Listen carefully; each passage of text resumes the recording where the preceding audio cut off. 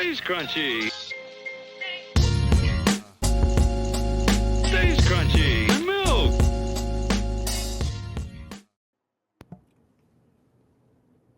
I don't call the song "Watch the Party Die" or "The Day the Party Died" as they give the title to it on Genius.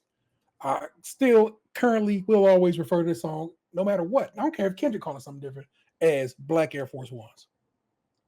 Because that's Yeah, what I I call stand that I shit. stand by that too. That's the first image we saw, and if you know that Black Air Force Ones are for the ruthless and unlawful, so it just makes sense. It's the mash outs.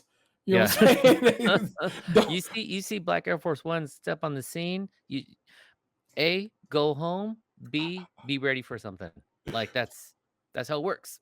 Hey, the well, I want to talk about the song, but the couple who, so that image is actually an eBay image, random Yeah. eBay image. Mhm. And then the couple who was selling those shoes is a white couple in Arkansas, and was just asking for I think they was asking for $70, not even. Yeah, I was off the top of my head, I was thinking it's like $75 or something like that. Yeah. And then there was like, oh shit, this is like music history now. Mhm. They because it had sold, but they canceled the sale. Mhm. It was also kind of shitty when you think about it.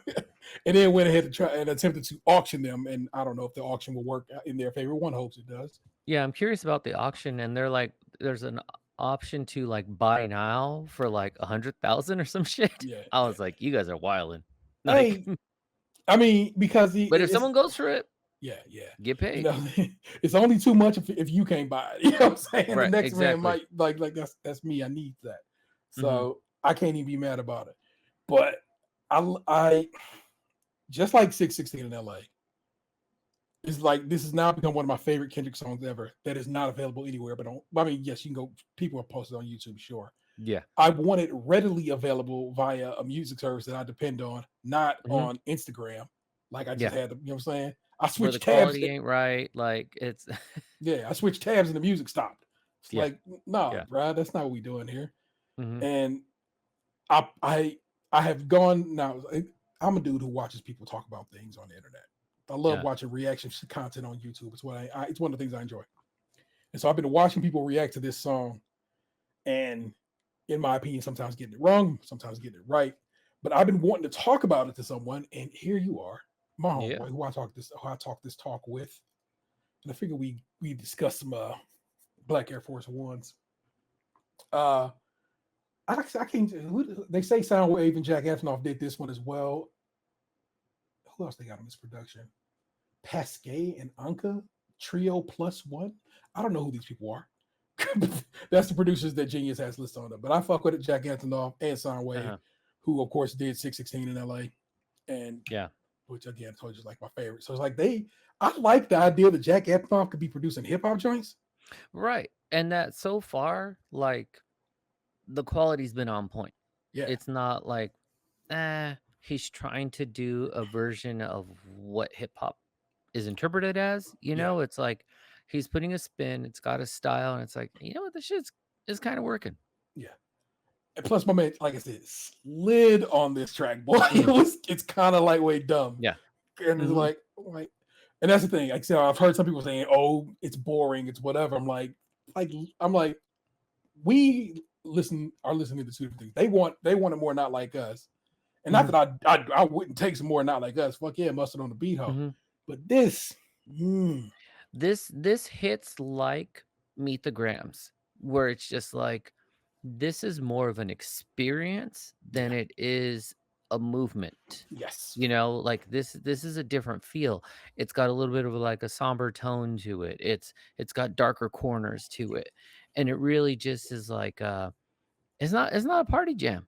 He's also not freeing the slaves in this one either. He's just like, listen, I'm gonna tell you what it is, and here it is. And you can listen to me or you cannot listen to me. That's really up to you. You know, like it's just someone like he's just giving you information.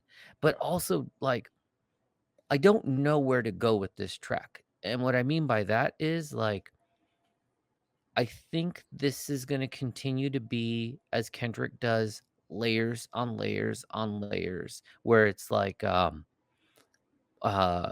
It's like how we just found out who the fucking mole was. Like, just, like, 2 weeks ago, where it was like, it was there the whole time. He fucking has a song, like, god damn it, you know? So, only reason I can argue down about the mole being Mike Zombie Mhm. is because Marissa Mendez, who used to work at Hot 97, used to intern at Hot 97 back in the day. She might have actually worked there at one point. Super tight with Zombie. Like, they were roommates for a while. Mhm. And she stated straight up, she goes, Zombie ain't fuck with Kendrick in years because Kendrick ain't fuck with Zombie in years. They have no relationship anymore. Okay. So she's like, he ain't nobody's mole, trust. And I'm like, Yeah. fair enough, Miss Mendez. I trust you on that. And whether that is true or not, the point I'm trying to make is we are still deciphering. Like, fucking Kendrick Lamar is the Davinci Code of rap right now. Yes. You know, where it's like people Well, are getting there's your title. their little devices and twisting them and fucking man, we're That gonna be is breaking down like 6 this is minutes into the show, and Chaufie came with a title already, the Da Vinci Code of rap. Thank you, sir.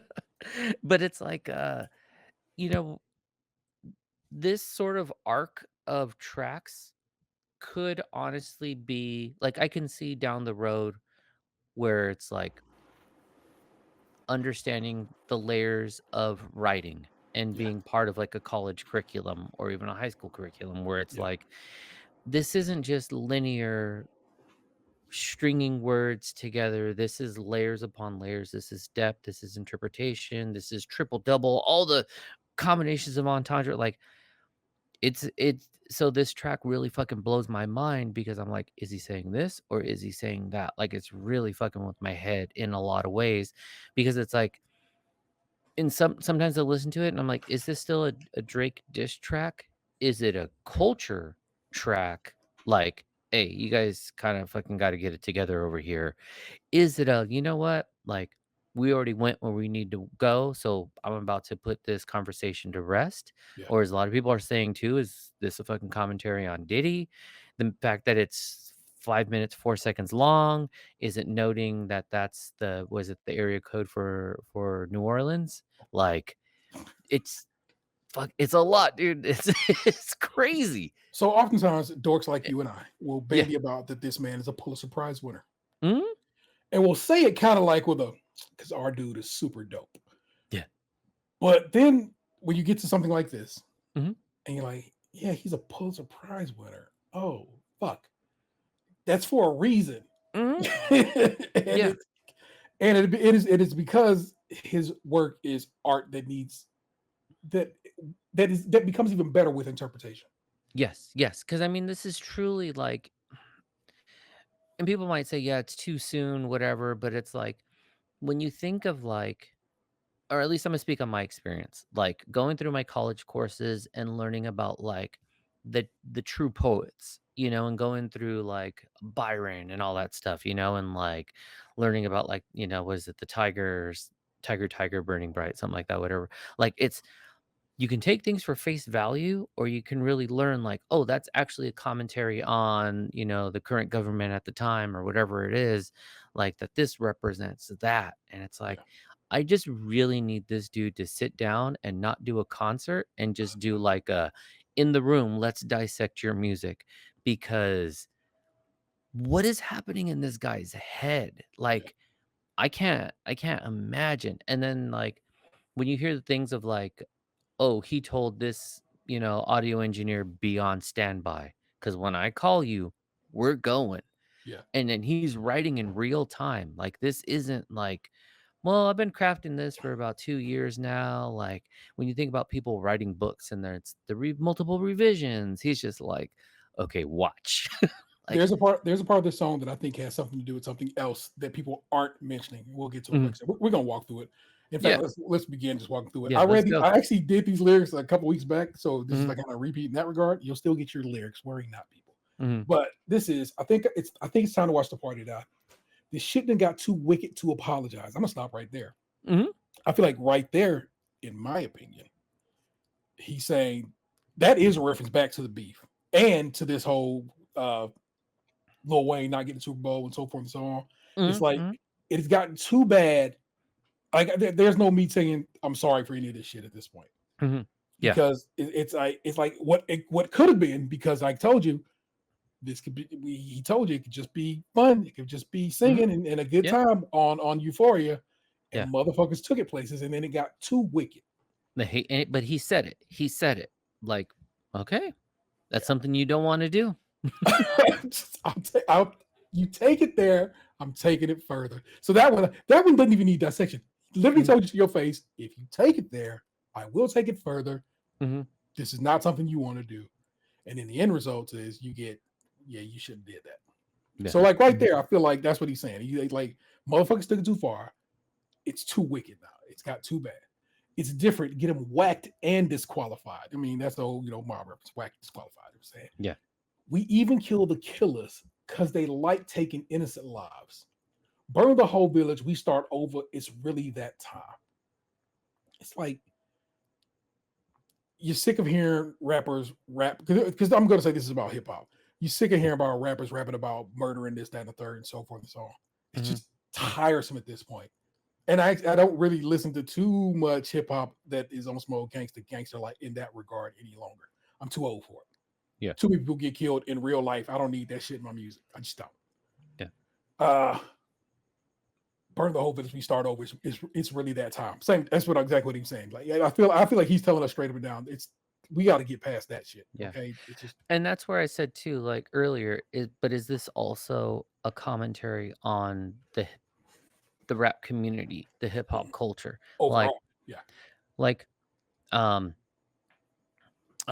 homegirl's name? She just came out with an amazing album. I told you would love it. Alligator Bites. Yeah. Fucking, I gotta Google this because the album is fucking brilliant. Alligator.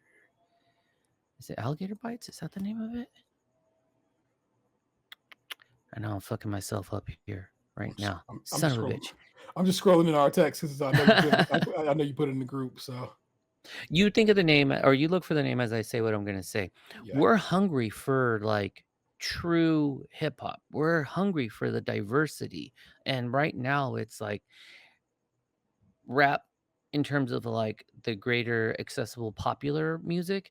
It's just versions of itself, faster or slower, high pitched or less, and it's like it's not providing anything anymore. It's almost like it's the point in time when I stopped listening to rap, which was the puffy sort of Biggie era. The vanity rap really turned me off. I was not with it. I was just like, this shit is like boring. It's not authentic. It really doesn't have a lot of substance. This is not a knock on Biggie at all. Love Biggie. I feel like he's different. It's when we just started now getting copycats because it became make money, not make art, or not expression. And so it's like, it's time to burn it down again. And we did. That's when we saw the ashes of that arise, the Das Racist, Action Bronsons, the Rock Marcianos. We started seeing all these young guys come up and fucking just do new shit. That's where you started to see fucking Co-Flow come through, where it was just like, it's like a phoenix. It's got to burn down and it's got to rise from its ashes. It's going to get too big again. It's going to burn down, reset, restart, Yeah. So Alligator Bites Never Heal by Doechii. Doechii's the artist. Fucking Doechii album is crazy. Did you ever listen to it? I did listen to it. Was not super hype off of it on the first listen, but I wasn't super hype off of the goddamn song that started this whole beef to begin with. Well, not really. The second song. Like that. I wasn't on like that on first listen, on first blush. So sometimes it takes me multiple listens to get down to it. Doechii's beats is insane. Doechii's and Doechii raps like rare women do, and it's not like a woman-man thing, but I just want to give her props. She hits different like walls of sound. Whereas like she's not trying to do Megan's thing. She's not trying to do Cardi's thing. Not to compare them that they're the same, but she's like, no, I'm just gonna work on spitting. Yeah. I'm also gonna do some weirdo shit in here too. But she's taking risks. She's taking chances. That's again another new sort of angle to take. Yeah. Where we at? Why reason with these niggas if they can't see the future first? Why argue with these clowns if the circus is well at work? Just walk that man down. That'll do everyone a solid. It's love, but tough love sometimes got to result in violence. If you parade in gluttony without giving truth to the youth, the graveyard is company. Just tell us what casket to choose. They party more than bitches. Tell me, what are you working for? They glorify scamming. You get chipped over this credit card. I'm not joking when I say no one else seems to have mentioned this. I feel like right then and there, especially in the time this came out, he was referring right back to that dang the Chase Bank scheme that people were talking about. You get chipped over this credit card, about how the internet basically told people, go, it's a glitch, go steal you some money. Yeah. It's not a glitch. The fuck is wrong with you people? Wasn't a glitch. It also turns out most of the videos probably were fake. Yeah. People were like doing close up with that video because, of course, we shoot things in 4K on our phones, and that shit, that money that they was playing with in that one video definitely said for movie use or whatever. Yeah. So it's like, but it's like that's where you get the sort of the blur between the reality and like the social media. Like you're getting a fucking okie doke, and you got to recognize that you are, because off top, like when you're talking about like the Chase scam, it was like people are pulling out stacks and stacks of money. You can't do that. You actually have to go into the banks, Chase Bank's ATM, to pull out more, like thousands. You have to go in, and there's a special ATM inside to get that. Outside, you can't pull that. Like, and you have a certain limit in a day. So I'm like, nah, this, like, number one, this is like a historical thing. You're just committing fraud. Like, what the fuck are you thinking about? Two, you can't pull out that much money. Like, very simple Googling, people. I say it like on pretty much every podcast I've been on for the last couple of years. Just Google. Basically, you will figure it out very fast. But you're getting played. For sure. But like I said, it also, this goes back to us talking about how he's been so quick to get stuff written and produced and so forth. I think he's right now in a artistic mode, in a time where he's like, I need to be right. I need to get some stuff out there. He's fluid right now. He's flowing big time. Yeah. And so, again, if you go back to the graveyard is company, just tell us where I'm saying, if you parade in gluttony without giving truth to the youth, the graveyard is company, just tell us what casket to choose. Again, that reflects back on just kind of like I said, a place where we are in hip hop, where a lot of it is just gun talk and rappers dying left and right and being taken from us left and right. And I think, again, I truly feel he and a lot of us are just sick of that shit. Yeah. And I think he's laying that shit clue. This part. Influencers talk down because I'm not with the basic shit. But they don't hate me. They hate the man that I represent. The type of man that never dick ride because I want a favor. The man that resides in patience. So where the soldiers at? The ones that lost it all and learned to learn from that. A thirst for life. Head inside a book because he's concerned with that. Information. That'll change his life because he yearns for that. Dedication. Finding out what's right because he can earn from that. I don't know. It seems relatively clear to me, man. It's like he don't fuck with the academics of the world. Yeah. Yeah. Which, I mean, was clear when he said, you know what I'm saying, on 616 in LA, even ACLA can compromise. Yeah. But it really goes to show, like, even recently where we have, like, beyond academics, you have all these other people just basically, like, riding the coattails of artists by just providing commentary and just basically stirring the pot when they're not even involved in it. Like homeboy, what's the fucking dude's name? The guy who was like, "Oh, I'll go to LA. Like they ain't gonna fuck with me." And Alex, whatever his name is. Yeah, I know you're talking about. Yeah. And then I had to like pull that shit back real quick because it's like, oh no, like LA's big. And if you didn't learn in the pop out, we may be diverse and neighborhoods may beef, but we will unify and you will die. Straight up. So when he was like, yeah, I was tripping, like, we're good. in this case, of the song, I think Kendrick in this case was talking directly to Mal from Rory and Mal podcast, who just be on Drake's dick all the time. It's insane. And it's like, okay, Goofy, you gotta your job is commenting on what I do and what I do well, and you couldn't do if you chose to. So I think not even disses. That's the point. People will say he dissing. No, he is not dissing. No, he is simply telling these people about themselves. Yes, he is stating. That's what I'm saying. Like the way that this is presented is like those tracks towards that were directly towards Drake, you can tell. Like there was Yeah. an intensity that was like, oh no, you're about to get it. This is just like, listen, gather around. I'm just gonna say some things. Exactly what it is. You know, like it's just all right, you know you want to hear me? Because it's like when you listen, it's like when you listen to like your seniors, you know, and they're just like, hey, I'm gonna put you on some game right now. Now, you can listen to me, you cannot listen to me. Whatever you choose to do, that's on you. I'm just gonna let you know. Here it is. Take it for what it's worth. And Yeah. that's where he took it.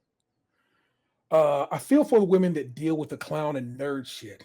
I can't believe them. Today they ain't really got much to work. Can't blame them. Today they ain't got much to work with. How many bitches harder than a lot of you niggas would trade all y'all for nip? I can't be proud of y'all niggas. We're gonna let that one just It's let you know what's up. and There's it's pretty literal, you yeah, know? yeah. Women are spitting hot fire and coming into this industry now in this game. It's not that he wishes men could rap like women do. He just wish he knows women are coming in here way more creative than men have been in some time. Yeah. Men are just parroting other men at this point, whereas women seem to be coming into this doing the damn thing and doing it their own way. Because they're taking risks. It Yes. goes back to the Dochi thing. It's like they're they're owning themselves. Like their bodies, their femininity, their ideologies. They're not I'm not when I say what I'm gonna say next is not a knock to the female rappers of the 90s and the 2000s, you know, like but they were rapping like how the guys were rapping, Yeah. you know, and it was just like, oh, everyone raps like this, me too. You know, so very few had their own style. Whereas they're just like, oh no, I'm not trying to be Migos. I'm not trying to be Future. This is what I sound like. And so Yeah. this is what I'm going to do. Yeah. That's big. It's mage. Hmm. Because it's also necessary. Otherwise, Hmm. it gets stale. Yeah. And a lot of what we got going lately has been stale, which is why a lot of hip hop hasn't been selling like it had been. It does well, and Hmm. people find their niche, and they do fine within it. But remember, for a while there, we literally moved the earth, Yeah. and so it's just got to be whatever. The chorus I bang with this one a lot. Is God give me life, dear God, please give me peace. Dear God, please keep these lame niggas away from me. Dear God, keep me shining. The fuck do they really think? Pocket watching, you must be the police. God bless these words. Dear God, bless how I think. Did God draw the line? They trying to confuse him with me. Dear God, please forgive me. You knowing how hard I try. I think it's time for me to watch the party die. Send them home. We gonna watch the party die. And Kendrick is a churchy dude. I mean, that's going Yeah. from. I can only go back to Section 80, but going all the way back to Section 80, I know some people are overly dedicated and so forth, and they'll know more than I. But Section 80 is where I start my time with Kendrick at, so that's where I can go back to. And it's like always been a man of faith, Hmm. and it's always seemed a bit honestly, conflicted. Yeah. And which is which we get a lot of in the next verse, the next episode, the third verse we get that in. I think it's time to watch the party die. Street niggas and the corporate guys, the rappers that report the lies. Joe Budden. Hmm. It's like Yeah. it's like it's not a diss. Again, remember we're not dissing. We're calling people in and Yeah. saying let me have some words. The rappers that report the lies. I need they families mortified. We can do life without them. Get their bodies organized. Tell me if you oblige. Normal pillow talking, jumpstart neighborhood wars, dirty macking bitches because your spirit is insecure. That flashy nigga with nasty decisions using money as backbone. I want his head cracked before he's back home. The radio personality pushing propaganda for salary. Let me know when they turn up as a casualty. I want agony, assault, and battery. I see a new earth filled with beautiful people making humanity work. Let's kill the followers that follow up on Pop and Molly's from the obvious degenerates. They failing to acknowledge the hope that we trying to spread. I'm not his vote. When you need to bring then you need to bring his fucking head or film that shit in high res. He truly wants the bullshit gone. Yeah. Yeah. Bring me his fucking head or show me that shit in high res is bonkers. Yeah. Yeah. To rap that, to flow with that. That's some shit you'll see. I know it seems dorkish, but that's some shit you see written in a book. That's a passage in a book. Because that's a true visual. Yeah. Like you can see this. Like this easily is the kernel that turns into a full-fledged movie. You know, it's the one line, the one piece, it's the one component that someone flips into something else. What I also find like in this passage as well is that like it also shows that he's come like he's not a new kid. He's not a completely digital kid. He, you know, like he's not our age. He's younger than us. Is a different generation. But he grew up in that time where yeah, it's going to fall into the sort of toxic masculinity, machismo, but it's like don't speak on other men. You know, my business, and I'll deal with my people as I see fit. But now the profit and propaganda on speaking on other people is greater than the art or the conversation itself. And so a lot of these narratives that we're hearing in this conversation or in others, and I mean, we're literally talking about it too, but we're more just deconstructing it.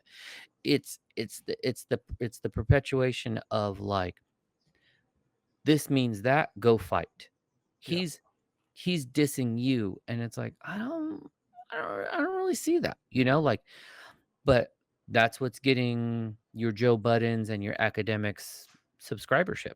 That's what's like keeping them afloat, is speaking on other people, not creating they're not creating original content. They're just regurgitating, and it's very Trumpish, you know, like he knows his base, so he's going to speak to his base in the way in which they get enraged. And it's like, cut that shit out. You know, this is where we used to hear from, like, again, our seniors who would be like, you're too grown for this. You need to stop. Joe Budden, you are too grown. You know, I have watched some of Joe's discussions, and he seems to be speaking from a more elder statesman position as of late. Well, I was about to say, if you listen to the now defunct Lil Yachty podcast, the episode with him is really, really good because old, or should I say, early Joe Budden would have argued and fought him because Yachty was really like, he was fucking poking at him. He was playing audio clips, and Joe was like, you know what? Hey, like, I think I might have messaged you guys where I'm like, man, I don't know what's up with the world where I'm kind of like understanding Joe Budden and where he is, but he's maturing, you know, and he is like, hey, I'm not that dude anymore, you know. Like he talked about how like the whole Drake incident where like the fans were going to his house and stuff like that. And so it's just like, okay, you know, we can all grow. And I think that's something we need to keep in mind too. And I think that's where Kendrick goes with this as well, is like, let's fucking hit restart. We need a refresh. Let's move on from this. Let's not continue to dwell on this. Yeah. So of course, next verse, of course, you get the chorus again. You're saying, which of course is just Kendrick in the midst of what I would say is in the midst of prayer. And the third verse begins. Sometimes I wonder what Lecrae would do. Fuck these niggas up or show them what prayer do. I want to be empathetic, my heart like D1, but I will. And then all you get is beat. Whatever he said there, if he said something there, because maybe he didn't, but if he said something there, and I'm going to assume he did, he thought it was too bad or too wild to leave in the song. But Lecrae and D1 are both Christian rappers. Yeah. Again, he just like said, he comes off that chorus in a prayerful position. Dear God, please forgive me. You know how hard I tried. And then he asked the question, sometimes I wonder what Lecrae would do. Yeah. Would he fuck these niggas up or show them what prayer do? Yeah. I want to be empathetic, my heart like D1, but I will. And I don't know what people have been like, what do you think he said there? I'm like, I don't even want to guess. Yeah. Because whatever it is, it was enough for him to be like, nah, I'm good. Yeah. And it really shows an example of like, listen, I got to self-censor, like as we all should. If I'm telling you to fucking chill, I need to chill. There it is. Now, let me tell you, when Lecrae is a very like small pocket in terms of the grand scheme of the hip hop community. Yeah. And the only reason I know about Lecrae is rest in peace to Gabe Patillo of Married to the Games, who, would tour with was it Toby Mac? You know, he was in that portion of the industry. Yeah. And so he talked about Lecrae and mentioned he was like a Christian hip hop artist. So that's the only way I ever knew. So to have this sort of come full circle where if there was a fucking bingo card that said Kendrick mentions Lecrae, I'd be like, no, they are not in the same fucking world. Like, what are you talking about? Yeah. And then when he mentions him, what, 2-3 times? I was like, like, what? Like, it was something that really, really floored me because I was not expecting that. Yeah. You know, when he in his previous songs where he's mentioning fucking 2 Chainz and like I think he mentions Cardi or whoever else, like mentioning Yachty, like yeah, those are the bigger names. They're the names we know. Nobody knows Lecrae, and so then you got to Google Lecrae, and then you have Lecrae come out and say like, yeah, we actually communicate, and he mentioned doing an album. I didn't diss him. I just didn't follow through because I didn't want people to think I was doing it for the clout. Yeah. So he's really showing like he's more of a man of his character. Like, this is what I stand by. And so it's like it got us Googling. It got us looking into like, who the fuck is this guy? And just possibly blew my mind. And possibly if you was like, and you might have gave Lecrae a listen, might have changed you change your thought process on what hip hop can be. Might have introduced, without a doubt, introduce Lecrae's into a whole new audience who may not have known Lecrae's or D1's work. Because when I first heard Gabe mention Lecrae, I was like, okay, let me see what Lecrae is like, and I was like, nice. Yeah. Like, okay, I see what you're doing over here. So like I said, just to have that come around, I was not prepared, like at all. It's time to get these devils out the way. Heavy metal's on my sword, although he did say sword, and that's one of my pet peeves. I hate when people say sword instead of sword. We settle hard disputes today. The ghetto Hollywood divorce. Say hello to your future fate. The culture bred with carnivores. You let them snack, they eat your face. The signatures is being forged. Fuck. They wonder why I'm not enthused to drop. The more visible you get, the more your spiritual is tried. It's cynical to say I know these artists petrified. The end results in jail by Jezebel or drugged up full of lies. Critical, I know my physical is tested all the time. I'm pitiful, sunk in place soon as I question in my pride. I'm seeing ghosts blacking out, relapsing one thought at a time. I spare no feelings that ain't mine. I'm in my feelings when I slide. I mean, a nigga wonder what Lecrae would do. Terrence Martin said I'm mentally with layers. True. I flood the market with my best regards. I paid your dues. And it's so so it's up. If you ain't one of ours, it's bad news. My nigga Jay Estrada said I gotta burn it down to build it up. That confirmation real as fuck. It ain't too many real as us. Locking in on what I trust, looking outside. The kids live tomorrow because today the party just died. Come on, man. Come on. Like, the ghetto Hollywood divorce, meaning, of course, Hollywood, making movies of the hood and hood music and so forth and so on. the time has come to separate, I guess, from that. You know what I mean? Saying, Yeah. and I'm like, okay, I'm picking up your feeling, putting down the culture, as in hip hop culture, has been bred with carnivores, and if you let them snack, they'll eat your face. Yeah. Them signatures is being forged. It's all telling you about the faux nature of this all. You know what I'm saying? The falseness of everybody ain't gangsters is rapping about being gangsters. Yeah, not everyone's gangsters rapping about being gangsters, and at the same the same note too, it's what I was talking about before.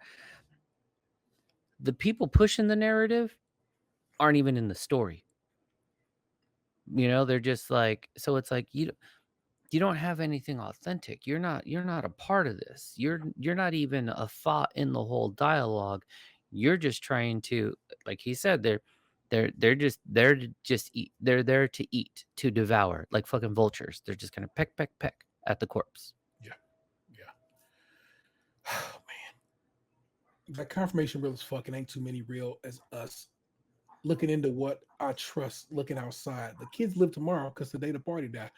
And if basically, in my opinion, he's saying, I'm saying, if I can wrap up the bullshit, Mhm. then tomorrow's rappers, tomorrow's Mhm. hip hop artists, Yeah. tomorrow's whatever will hopefully be in a better position and could maybe not have to be made to rap about and then be involved with, because it feels like if you rap about, then all of a sudden you have to become a part of it. Yeah. If you rapping about gangster, well, I guess you a gangster, so here's some gangster shit. Yeah. Which is how we lose, how we lose, like, you know what I'm saying, Takeoff and my man who got killed there at Roscoe's and so forth. You know what I'm saying? So Yeah, you that's where you lose your was it PNB Rock? You lose your young Dolphs, like people who were big in the community or crucial to the community, they're gone, and they're gone over dumb shit. But it also shows too that like Kendrick's playing a long game. Yeah. And it has always played a long game. And still understands how this all works. Like, having a son who is more tapped into like the underground or the up and coming. They're not rapping about this shit right now. Yeah. They're not. They're more on the like emotional or expressive. They are experimental. Like these fuckers, I mean, it's like one that's kind of gaining more success and more popularity is like Xavier So Based. My son's been listening to him for a very long time. And it took me a while to figure out what was happening. And it was like superficially, I was like, I don't get it. It's repetition, it's this, it's that. And then he's like, no, like, listen. And he had to point me in the right direction where I was like, now if I can get it. So it's like, it goes to what you're saying is like, yeah, this shit's got to stop because like we got to pivot in a different direction. Also, we got to let these young ones, like, we got to let them through the door because this landscape needs to change. Yeah. Like, I'm too old to fight, like, like I'm just, that's not me anymore. Like, and when I think about a lot, which is also interesting too, like, I know I'm kind of going off on a little bit of a tangent, but this is the first time you and I and a lot of people our age are seeing rappers continue into their 40s, continue past their 30s. This shit was like, you were 32, you were old in rap. And now it's like, now you got guys like into their 40s now, and they're going strong. And it's like, but you got to shift, like, I don't want to hear Danny Brown rap about Adderall anymore. Like, I know that was his thing, but now he's shifting it into his mental headspace or where, there's other things because we grew too. It's corny when you still kind of live in that same world. And it's like, listen, you haven't been on the block in decades. Just, you live in fucking Carlsbad. You got a real big house. Like, you don't even have a stoop. What are you talking about? Like, stop it. Yeah. Just stop. that is what I like to call Black Air Force Ones. Everybody else calls the party dot. Yeah. I again absolutely love the song. I was literally driving around playing it in the car today, which is weird to do when you're playing music off of Instagram. Let me tell you. Oh But yeah. And then when you're supposed to sleep and you can't hear anything anymore, bullshit. But I do want to add in.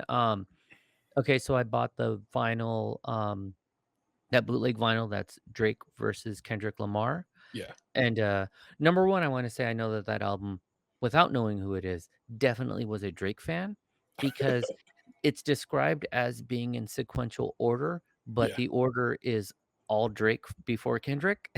So I'm like, and then at the same time, it's Drake versus Kendrick, where I was like, I think it was the other way.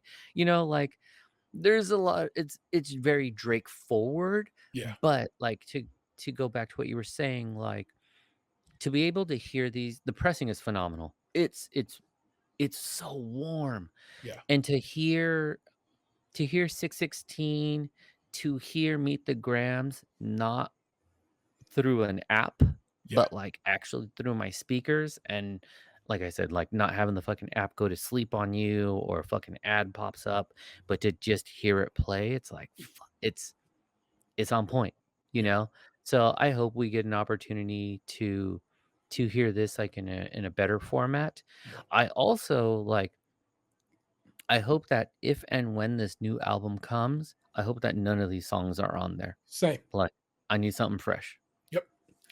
I don't think they need to be pressed up at all. They've done what they're going to do. He'll Mhm. probably win a Grammy for Not Like Us. He should, in Yeah, fact, win a Grammy for Euphoria. But yeah, that's not how this will play out. yeah. And that's okay Oh, too. except for one song, and that's the one that's at the beginning of the Not Like Us video. We all want that song. Fuck, bro. Reincarnated. I'm a stargazer. Yeah, God yeah. damn it, that Woke fucking up. beat is hard. And like, yeah. Yeah, I need that. So good. So good. All right. Let me give you some other flows. These have nothing to do with anything. I'm saying whole different lyrics that have nothing to do with anything. We'll introduce the show and let's get to it. Hmm. It ain't hard to tell. I excel, then prevail. The mic is contacted, I attract clientele. My mic check is life or death, breathing a sniper's breath. I exhale the yellow smoke of Buddha through righteous steps, deep like the shining. Sparkle like a diamond, sneak a Uzi on the island, and my army jacket lining hit the earth like a comet. Invasion. Nas is like an Afrocentric Asian, half man, half amazing. Cause in my physical, I can express through strong, delete stress like Motrin, then extend strong. I drink my wet with Medusa, give her shotguns at hell from the spliff that I lift and inhale. It ain't hard to tell. Welcome to it. It's episode 553, and give it up one time for the plumbers and pipe fitters. I am your host, Dennis Taylor, 713. Not joined as always by our best friends at the 216 Zone Tatum or the eBay Emperor himself, Lushbox 2099, because they are both out this week. But of course, we are joined by, and if you're watching the show, you can see it at the bottom of the screen, West Coast podcast legend. One time for the one time. It's my homeboy, Chaufie. Welcome to it, good sir. What's the word? My Utz style baby Go-Yard shirt. Got some fangs on it. We Go-Yard. Fucking tight. That's just yeah. Man, thank you for having me on. I needed some redemption from that last episode I was on, which was fucking abysmal. Like I felt bad. I mean, I really was like, that gave me like 2 weeks of anxiety after, because I was like, I can't believe I allowed that to happen. Like I was upset with myself. I was upset with the universe. I was upset with everything. Your internet was being a butt, and Dan's stepmom laughed at the show because she thought it sounded funny, because she thought it sounded like he was farting. What better than that, bro? Take the positives from it. Take the Everything positives. was terrible, man. I was like, what the fuck? I was so upset. I couldn't handle at all. But yeah, man, I'm super stoked to be on today, especially with the I just want to dispel some myths that were presented on the last episode. Because allegedly Delvin is the fucking comedy of Cadillac on Mars, and I'm about to talk shit to him on Monday because this fucker don't say more than 4 words in the fucking episode. And then you have the goddamn nerve to do a Nas verse. This motherfucker only listens to Nas all the time. I'm talking about Delvin. So now I'm triggered. You got me hot. After this Kendrick shit, now we're gonna go here. Man, I'm about to fight. I'm about to fight tonight. You know what? Hit me with some Am I the Asshole so I can talk some wild shit to strangers too. Everyone getting some. Everyone. Worry not. We'll get there. We'll get there. But you got me going. You got me acting out here like Don King, man. Just saying wild shit. You know, Dill, I'm going to do you a couple of news stories. Hmm? Where Chaufie tell us about what's going on in his life. I truly don't think I got anything. Oh, you know what? I do got a story to tell. That just happened tonight, minutes before I started the show. So I got a little story to tell. So you'll get some tea time this go around, and then we'll wrap it up with some Member Assholes and discuss our entertainment for the week so far. It's gravy. Oh, and by the way, my segment will be called "Chopping It Up with Chaufie." I'm gonna write it down. That way, it becomes a part of the order of show. Yeah. And at some point, I'm gonna make music for it. Chopping it up with Chaufie. No, it's gotta be chopped and screwed. That, and then we'll chop and screw it. We'll work it out. We'll work it all out. Here's your stories. Both of these Ohio-based, and a good time to be had. It's been a while since I got to talk about weed in Ohio, so I get to share that with you right now. Ohio recreational marijuana sales, exceed $76 million in less than 50 days. There are 124 dual-use dispensaries in the state operating right now. Megan here on the byline. This is actually from the Ohio Capital Journal, but I got it from SKiM Cleveland. But I will when I put the link in the show notes, I will fix it to the one that goes directly to the Ohio Capital Journal because we want to make sure credit is given where credit is due. Ohio recreational marijuana sales have surpassed 76.2 million in less than 2 months. The state's total recreational marijuana sales was $76,280,490 as of September 21st, according to the Ohio Department of Commerce Division of Cannabis Control. All of that. Ohio has a 10% tax at this point of sale for every non-medical marijuana transaction. Recreational marijuana sales started on August 6th, and sales topped $11.5 million in less than a week.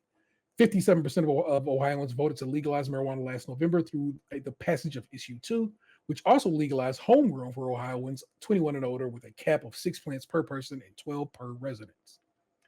There have been 8,813 pounds of plant material sold and 1,187,395 units of manufactured products, according to the DCC. There are 124 dual-use dispensaries in Ohio, meaning they can sell both medical and non-medical. According to the division, Columbus has 13 dual-use dispensaries, Cincinnati has 10, Dayton has 6, and Cleveland has 5. Ohio has more than 107 local moratoriums prohibiting adult-use cannabis business as of Monday, according to the Ohio State University's Moritz College of Law. Because there's some haters in this state. Don't ever get it twisted. Mm-hmm. Who I don't believe any college of law that's named after someone named Moritz. Oh, but Moritz. Okay.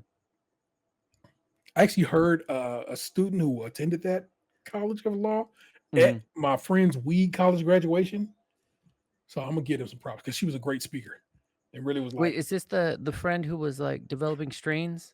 Yes, like 6 strains. Yeah. So yeah, that's wild. She learned, got a new gig. She'll be starting. She got a gig in the industry, so she'll be starting soon. So I'm pretty excited for her. And that's tight. Yeah. They still have black people in jail because of weed? I don't doubt it, but we do have a part of that law as written is wiping they're expunging small amount of charges. So that was a part of that law. Yeah. So that was written into it. So that's actually something we can get taken care of. Okay. All right. This is from Cleveland.com, which is basically the local newspaper's website version. Malcolm X Abram on the byline. A Tribe Called Quest to be honored at tribute event in Cleveland. Really? Cleveland, Ohio. Yeah. Cleveland, Ohio. Fans of A Tribe Called Quest who can't wait for the influential hip-hop group to be inducted into the Rock and Roll Hall of Fame on Saturday, October 19th, can celebrate the group's enshrinement from 8 p.m. to midnight on Friday, October 18th, and at induction tribute at an induction tribute to A Tribe Called Quest, happening at Tower City Center, 230 West Huron Road, Cleveland. Tickets for the celebration are $15 for the early birds until October 5th and $25 for general admission and are available at eventbrite.com. The celebration will include performances by a trio of area DJs, Nick Nice and ESO, spinning classic tunes from the Queen's Bread Foursome's 6 albums, along with remixes and features. There will also be a curated shopping experience, including complimentary cocktails, appetizers, and a Tribe Called Quest art showcase from area artists. A Tribe Called Quest, Q-Tip, Jerobi, Ali Shaheed Muhammad, and the late Phife Dawg are the lone hip hop group to make the cut in this year's fellow 2024 nominees. Eric B. and Rakim will have to wait for another chance in 2025. The Rock and Roll Hall of Fame announced Busta Rhymes will be performing with A Tribe Called Quest at the induction. A Tribe Called Quest and Rhymes were members of the Native Tongues hip hop collective back in the 90s that included Queen Latifah, Money Love, Jungle Brothers, and Rhymes' former group, Leaders of the New School. Rhymes, I love that he called him Rhymes, as in his name, like as if his name was Like his actually first name's Busta Busta. Rhymes. Yeah. Was the break? Was Wait, the break? maybe they're talking about Leanne. Was the breakout star of the group and essentially launched his solo career growling like a dungeon dragon from his iconic verse on the Posse Cut Scenario from Tribe's classic album, La Low End Theory. This year's show is produced by and directed by Joel Galen and 10th Planet Productions and streams live on Disney Plus Saturday, October 19th at 7 p.m. Oh and shit! Okay. it can be streamed the following, and it will also be streamed following the ceremony. ABC Damn, will on air Disney Plus. I'm with that. That's cool. Like especially for like people over here who can't see it. Facts. ABC will air a primetime special 2024 Rock and Roll Hall of Fame induction ceremony featuring performance highlights and standout moments on Wednesday, January 1st, 2025 at 8 p.m. Eastern Time. The program will then be available the following day on Hulu and Disney Plus. So Disney and the Rock and Roll Hall of Fame got it together. And I'm down for the get down with that. Yeah. That'd be fun. I was looking to see how much the tickets to this cost. Just shits and giggles, just I'm gonna say $225 a piece. I'm gonna look it up. Let's see what is Rock and Roll Hall of Fame. Actually, okay, Rock and Roll Hall of Fame. Yeah, I'll say $225 VIP, $150 general. Click on this. Let's click on Find Tickets. It's all don't bother. Pretty much. Our lowest ticket price. Let's just click the little thing here that breaks our tickets down. What do you think our minimum is? Toss me a minimum. A minimum? As in, okay, so 150 bottom. 317. Damn. What do you think? What do you think the maximum is? And this is not for like people. This is just you can get kind of close. Mm-hmm. Oh, then if that's 3, then easily 17. Your maximum is 2 stacks. See, damn. But are these resale or are these like you can still buy it through the That's site? resale. Okay, see, that's a different story. Yeah. That's off of SeatGeek. The actual prices started at a much more reasonable rate, but at that point they got AITA. Tickets started at, this is where you could have started at had you got these tickets off the rip, $85. Very reasonable. Okay. Yeah. This all takes place at the Rocket Mortgage Fieldhouse because oddly enough, and I just talked about it with Delvin last week, the Rock and Roll Hall of Fame is a lovely facility, does not have the size it needs to put on a show this big. It's a stadium show, and they do it in our near stadium, which is right up the road from the Rock and Roll Hall of Fame. So if you're ever in Cleveland, Ohio, you know what's up. You got to get here, man. I feel like you'd enjoy Cleveland. I truly think you'd. Yeah, no, I'm super interested. We definitely got to make this happen because 1, there's a lot of things I need to eat in Cleveland. 2, Rock and Roll Hall of Fame. I'd love to go to that. 3, to get to kick it with you. So that'd be amazing. We'll figure it out. Yeah. Also, I still want that crazy, like, that fucking, you said it's a Cincinnati thing, but that crazy chili spaghetti. I just need to know. And pierogies. I can get like decent pierogies. Yes, you get great pierogi. I can you have a good time with that. But that's our news for the week, people. Word to Tribe Called Quest and the Rock and Roll Hall of Fame for inducting the Tribe Called Quest. Eric B. and Rakim not being inducted does seem to be a bit of a crime, but I am happy that Tribe Called Quest is in here. Questlove is actually helping produce this show as well, this induction ceremony, which is dope. Because Questlove be producing everything at this point. And no kidding. He's a busy motherfucker, man. Like he don't stop. It's so funny to me that the dude who I knew once upon a time as Brother Question, who rapped on, Do You Want More, is now like one of an Oscar and Tony and so forth award-winning artist who produces things of this magnitude. It's fucking great. I love it. Wanted to go back to where they talked about rhymes. Speaking of Buster, that is. When just fucking just being young and watching Yo MTV Raps and actually seeing them fucking Leaders of the New School break up in real time. Like, and the fact that like it was already pre-recorded and they didn't even bother editing it. They were just like, fuck it. Here you go. These fools are fighting, and that's the end of the. Like, they just let it ride. That shit was crazy. What a time. Yeah. And that was simply put, jealousy. Mm. Because Busta was always down to do more Leaders in the New School. And in fact, Mhm. on his first album, he did a track with Leaders in the New School on his first solo album because he Yeah. wanted it to be known that he was still fucking with them LONS Yeah. dudes. And Yeah. they just did not want a part of it. Yeah, because it's like, I mean, you got to call it what it is. Like, he was a standout. You know, someone's gonna shine. That just is, and egos get in the way. But also too, like, man, give your man's credit because you want to talk about in the truest sense of snapping on a track, man. Come on, tell me. I'm gonna pull it up. I feel like I know it's been a lot of rap lyric discussions, but I feel like y'all need to know. Did I say chickadee choco, the chocolate chicken? And then I just learned like 2 years ago that that's an actual thing. I was like, what the fuck? The song came out like 30 years ago. Scenario. This is the album version of Scenario. So like remember there's a remix version that they did like the video and shit for. Yeah. So because what was that? Was that Bugging Out? No. What 2 videos went into Bugging Out? Shit. I'll Google too. Anyways, go back to the lyrics. So Q-Tip and Bus was back and kind of going back and forth on Q-Tip's first. And so Q-Tip goes, yo, Mr. Busta Rhymes, tell him what I did. And then Busta comes in, I heard you rushed and attacked. Then they rebuked and you had to smack, causing rambunctious throughout the sphere, raise the levels of the boom inside the air. Q-Tip comes in, you know I did it. Yeah, I did. So don't violate or you'll be violated. The hip hop sound is well agitated. Won't ever waste no time or no played out ego. So here's Busta Rhymes with the scenario. And then Busta comes in, and I want you to know, I'm not joking when I say this. Changed history, changed hip hop forever. Yes. Mm-hmm. Watch as I combined all the juice from the mind. As the beat builds. Yes. Heal up, wheel up, bring it back, come rewind. Powerful impact, boom, from the cannon.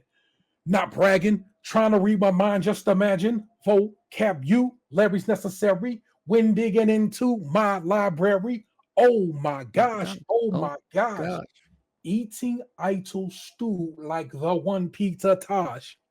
Now, of course, you probably are wondering, what the hell is idle stew? I too wondered that. Mm-hmm.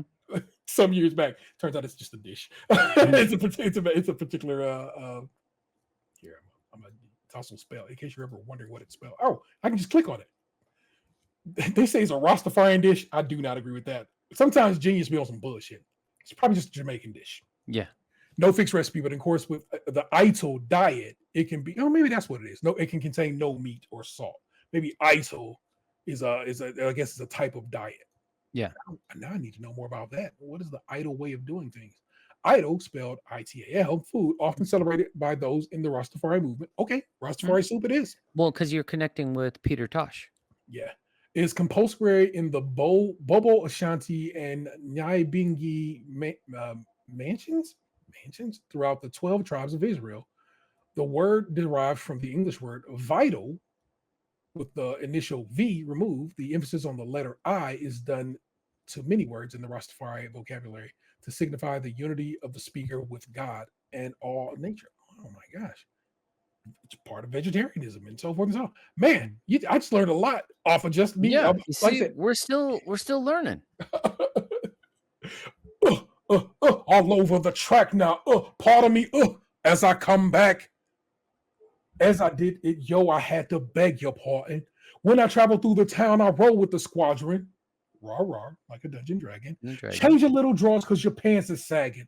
Try to step to this, I will twist you in a turban and have you smelling ripe like some old stale urine. Chickadee Choco, the chocolate chicken, the red cock diesel, but cheeks they was kicking. Yo, bust it out with bust another rhyme. The rhythm is in sync. The rhyme is on time. Ripping up the sound just like Horatio. Observe the vibe and check out the scenario. Bruh. And then in the video, the sync is off. Yes. Like, fucking just brilliant. Just from the video to the fucking it was too much. But like you said, it changed trajectory. That's a burn it down moment. Yep. You know, fuck, so amazing. Chickadee Choco is slang for a chick or woman that has dark skin, according to Mhm. the Genius annotation.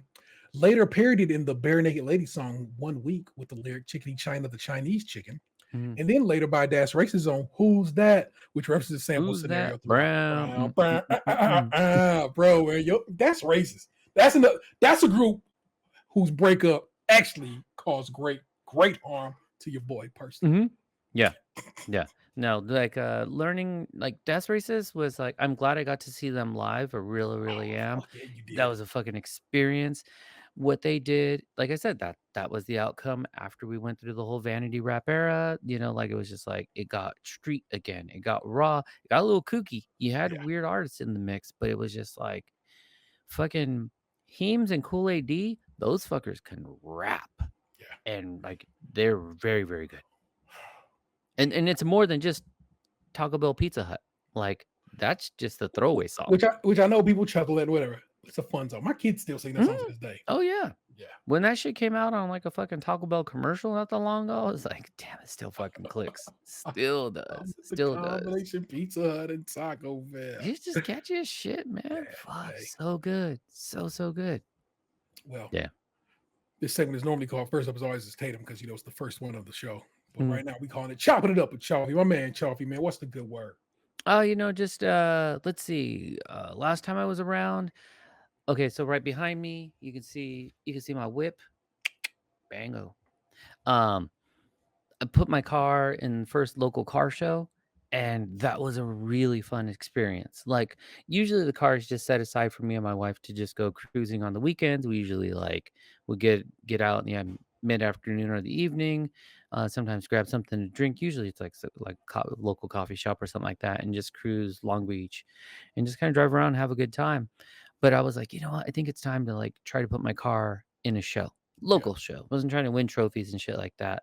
And so this was a couple weeks ago. Got up early, pre-registered and everything. So it wasn't like you just drive on in. It was legit. It was the Belmont Shores car show, Yeah. and it was such a fun experience because first thing I get there maybe about like you could start lining up as early as 5:30, and then the gates opened like at 7. So I think I got there like at 6, and was maybe like 20 cars in, and then the line just kept getting longer, and it was just neat to see everyone kind of just socializing at that time, just kind of connecting, kind of talking along the way. Oh, like your car, kind of stuff, and then once 7 o'clock hit and they started letting us in, it was almost like a wave, like you just heard like a car way up ahead, just boom.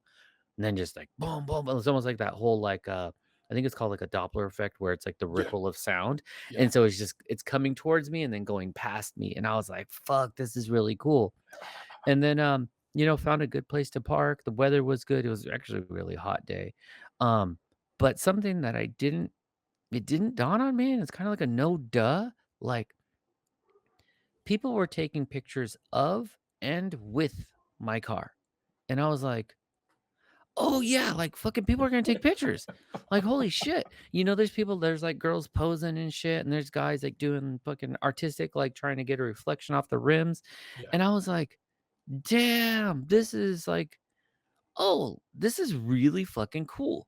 And there was one guy who took a photo and he was like, my wife found him on Instagram and he was like, here's some of the cars I really liked. One of them was mine. And I coincidentally had taken a picture of him taking a picture of my car because I noticed he had come back like 3 or 4 times, Yeah. just different photos. And so then I was like, "Hey, is this you taking pictures of my car?" And he was like, "Yeah, that is me." So it was just like fucking cool, you know? Photo So it was inception. yeah. So it was a really fun experience to just have that moment and just chilling, Yeah. just walked around, saw the different cars.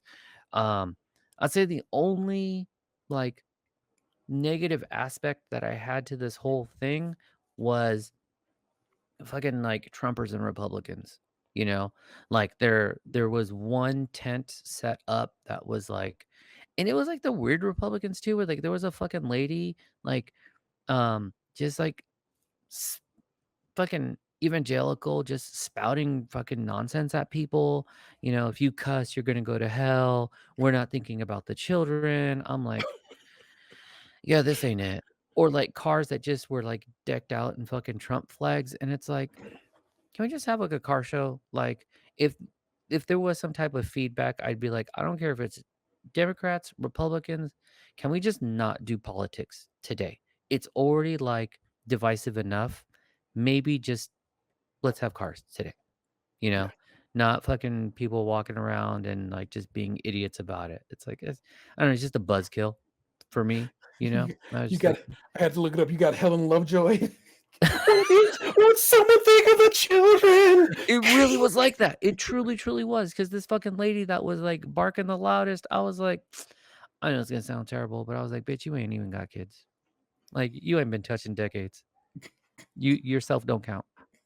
I said what I said. I stand on I stand at 10 toes down. You didn't know. that. Oh my god. So So go ahead.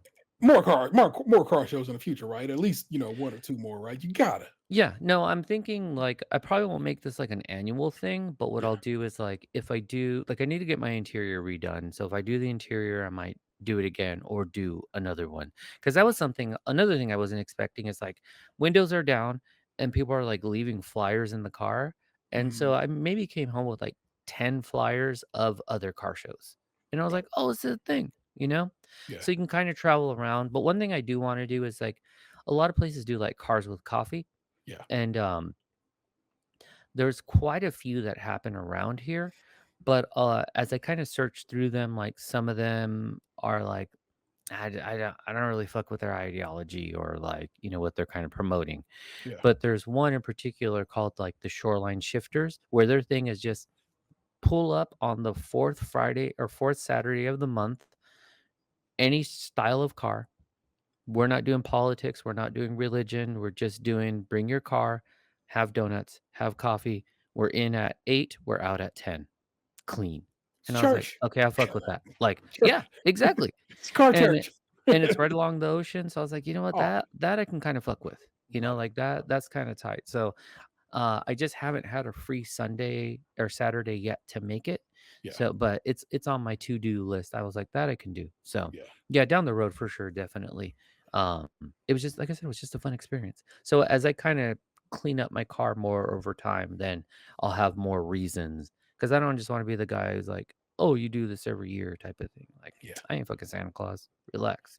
You gotta, but maybe get some nice like glamour shots of the car. You know what I'm saying? Some real like get somebody. That's gotta be a thing in Oh, Cali. no, I've Car, definitely been hit up, like, yeah. where people are like, "Hey, if you want me to take pictures of your car, like, let's see what we can do," and I'm totally for it, but Yeah. I know there's a lot of you may not see it if you see my Instagram, Mhm. like, and every so often I'll post pictures of, like, the car or whatever, and it does look real smooth and clean, but fucking body is wavy as fuck.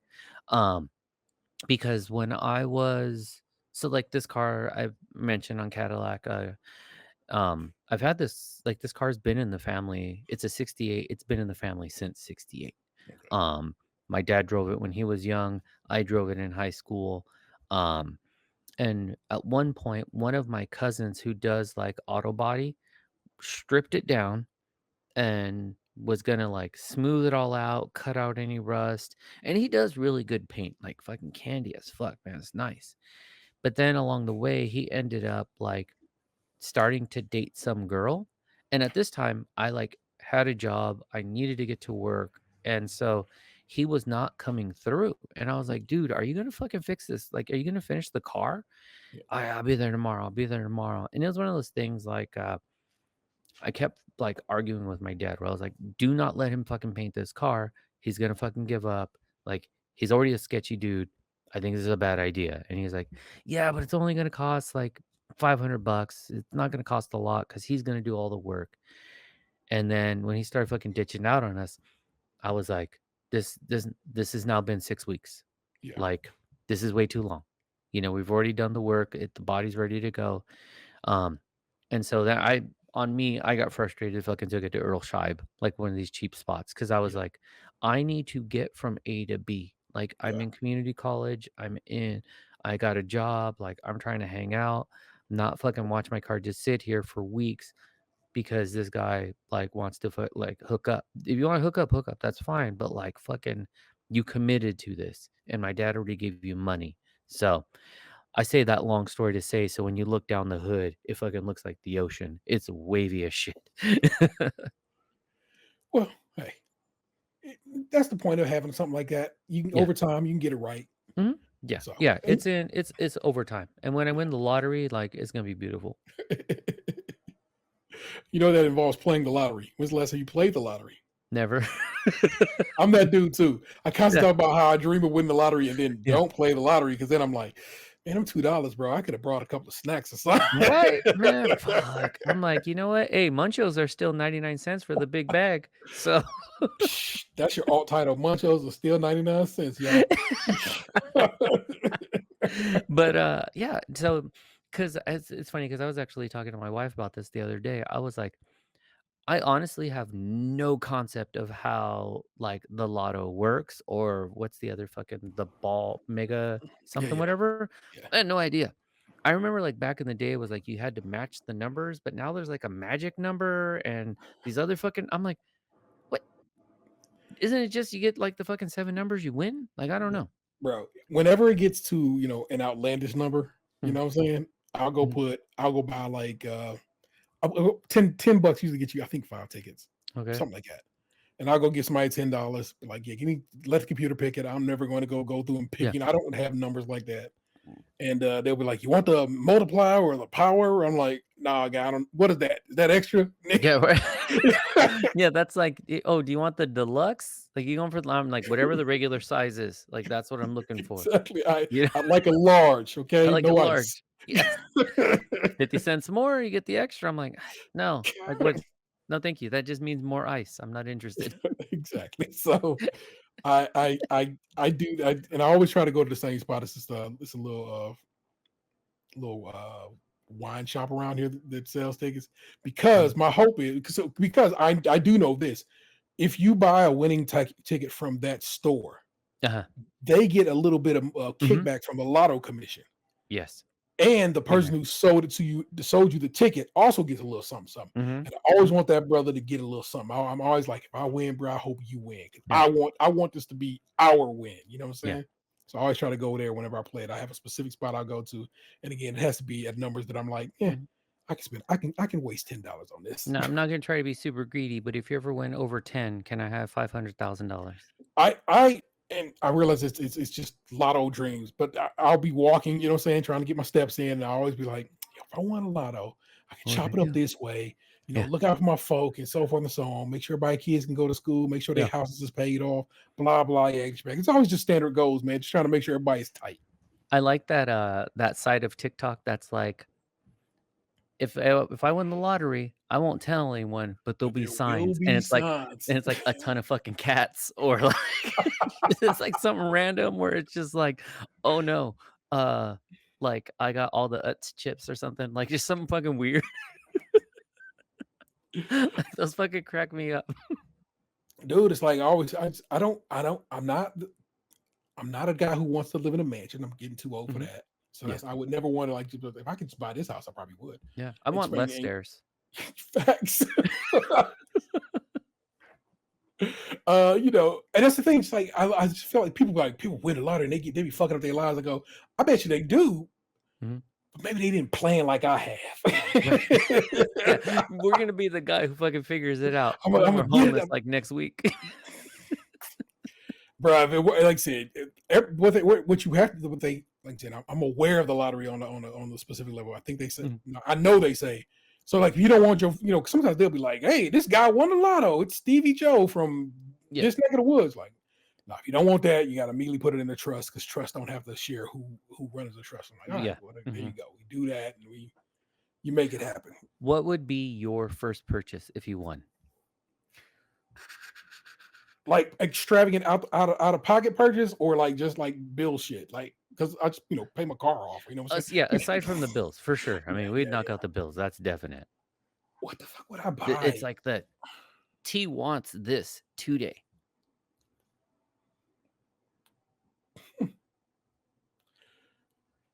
Wow, good question, bruv. I'm thinking maybe just like a home theater, Okay. like a proper Okay. Atmos situation, D-box seat situation. You know what I'm saying? hmm Really set that shit off.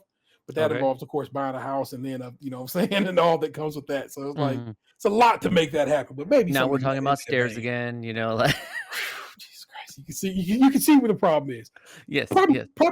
probably just travel. You know what I'm saying? Probably would hmm immediately just hop a plane and like calling people to hop on planes. Like, Yeah. look, your ticket's coming to you, bro. I need you to take some Yeah. time off or whatever. We going somewhere, and we probably just all end up going to Japan. Yeah. Yeah. Just bullshit in Japan, walking around, none of us speaking Japanese. Right. But Seriously. we got the Dota. At that point, we got the Dota hire translator. That's all it. Yeah. Exactly. Got a homeboy to walk around with us. Or they got those fucking those home bots like in Sunny. Sonny, We bro, get the they can just throw the earpiece in, bro. right. Over. Man, that shit was tight because Yeah, it's like when you caught on that she was communicating, like it was seamless translation. I was like, fucking, that's great. Because every so often the translation would break and it was like, oh, because she took her earpiece out. yeah, Fucking yeah. brilliant. God, that show was so good. Yeah. I this has nothing to do with anything. I was we were I was shopping my kid for homecoming shit last weekend, but at that mall we went to, they have this Japanese snack store. And so Mhm. I snagged some stuff, and so I was like, "Oh, let me translate what I copped in off in Google Translate." And Mhm. I had been using Apple Translate because I appreciate Apple Translate. It works Mhm. pretty well. Google Translate has grown exponentially in its use. Yeah. That it's almost instantaneous. It can look in like almost like that. It's like this is what that says. And in Yeah. fact, shake the camera a little bit again. Let me tell you. Let me give you an even more specific translation. So like, you're not gonna be able to see this. I gotta look at my own shit. So I'm Barely. trying to, hold on. I gotta get on here. It's a glare from your screen. I know Some I'm Kit trying to Kats? get the lean. I did get some Kit Kats. These Okay. are spicy chicken lays. Oh, you were just talking about those recently. I was talking about the other joints. I was talking about I got that the cumin lamb joints. This is Okay. I bought these this time. Spicy chicken joints. Pretty Mhm. tasty. Pretty tasty. Pretty much just Cuban lamb joint is definitely a Action Bronson line. cumin lamb. Macerate the fruit. Oh, bro. Somebody had put up an Action Bronson like radio freestyle on TikTok recently, but then in the comments, people was like, "Oh, but if you go listen to this Mhm. on Spotify, then you got the song." And it's like, "Oh, okay." Because I looked at the lyrics, I was like, "This ain't the same beat." And I want that song I want the song my man was spitting on. Yeah. And so I'm gonna send it to you right now, so you got it for later use. Yeah, But definitely. this is a wild ass joint. Yeah, I'll definitely tap in. I got this brown skinned girl. So her kid's addicted to chicken nuggets. Is a bar. And I'm like, Action Bronson, you're the best. Yeah, it really, really is. Really, really is. On the translators, I was gonna say, I have found like, with my vast knowledge of Spanish, Google Translate is superior to Apple Yeah. in that Apple will like really fuck up the dialogue, and it's like, that's not what I meant. You know? Is Apple getting Castilian and they need to No, be getting but not even that. Like okay. it really will just give you a different sentence. Mhm. And it's like, nah, I ain't even talk. But yeah, so it's not the Castilian versus like Western or whatever, Yeah, yeah. just is like completely different structures. So if you didn't know and it's not anything that's like, nothing I've found so far where it's like, oh, this would get you beat up. Okay. It just doesn't translate proper or as well.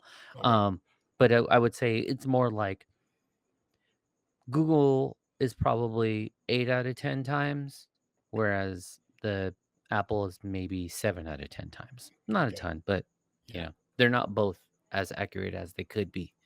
But I do like where the technology is going. Speaking of that too, you ever use like fucking Chat GPT? Now everybody be trying to get on it, and I'm just like, I don't know. I got this. It's not that, like this huge anti-AI bent, but I'm just like, it's not for me. Yeah. I do a lot of writing and revision Yeah. like throughout my day.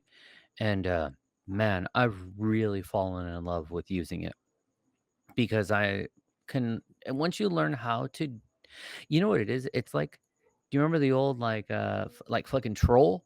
Like you had to be very specific, like in those old Apple games where it was like walk 3 steps north, 2 steps, like it Yeah. had to be like reach above. Like if you get that literal with it, you tell it exactly what to do. And yes, it does start to learn over time. Like so for me, it's a lot of like educational dialogue. Okay. And but man, it is fucking helping me do a lot of write-ups and a lot of reports as we're just talking about apps and AI and shit like that. Like it's fucking if you have to do those things, drop in some bullet points, give it some directions, you will get some really solid like work out of it. I think figuring out my prompts to get it to spit out what it is. So every now and again, if I have a specific ass show title that requires art of an ilk that it just doesn't, it's not going to exist unless I go make it. Yeah. Like what did Anthony have one day? A fat ass cloud of hair, and I just like that can't. I'm not going to find it anywhere. So I ended up typing that into Firefly, which is Adobe's AI art generator, and it came up with something. I'm like, that'll work. Yeah, it really is just understanding how to utilize the tools. Like I was talking to someone recently, and or we had a speaker like at the beginning of the school year who was talking about AI. Yeah. And he's like, the first thing we hear in education is AI directly correlates to cheating. Yeah. He's like, we've been cheating the whole time, right? Like they cheated when you were in school too. Like cheating's not new. Like just people are gonna cheat. Yeah. First we were afraid of the phones. Now phones are all over the fucking place, and you can't have a phone in the room because they're gonna cheat. You're gonna cheat. Even when it was just pencil and paper, you still cheated. Like, Yeah. see what you can use it for. So now, like understanding how to use it, it still does freak me out because I grew up with Terminator. Yeah. So I'm like, all these things are gonna kill us. Like for sure. Fucking Alexa's gonna turn on me and it's gonna be a wrap. The best part about that is that's the AI that they use for like facial recognition. Yeah. Terrible at brown skin. Yeah. Oh yeah. It loves some white people. Loving some white people. Can always get that shit right. But us always wrong. And I'm like, that's just gonna save me from the Terminator. It ain't gonna be able to see also anytime I read or hear AI, I'm immediately I whisper in my brain, Allen Iverson. He's the original AI. Practice. Respect it. Respect it. Practice.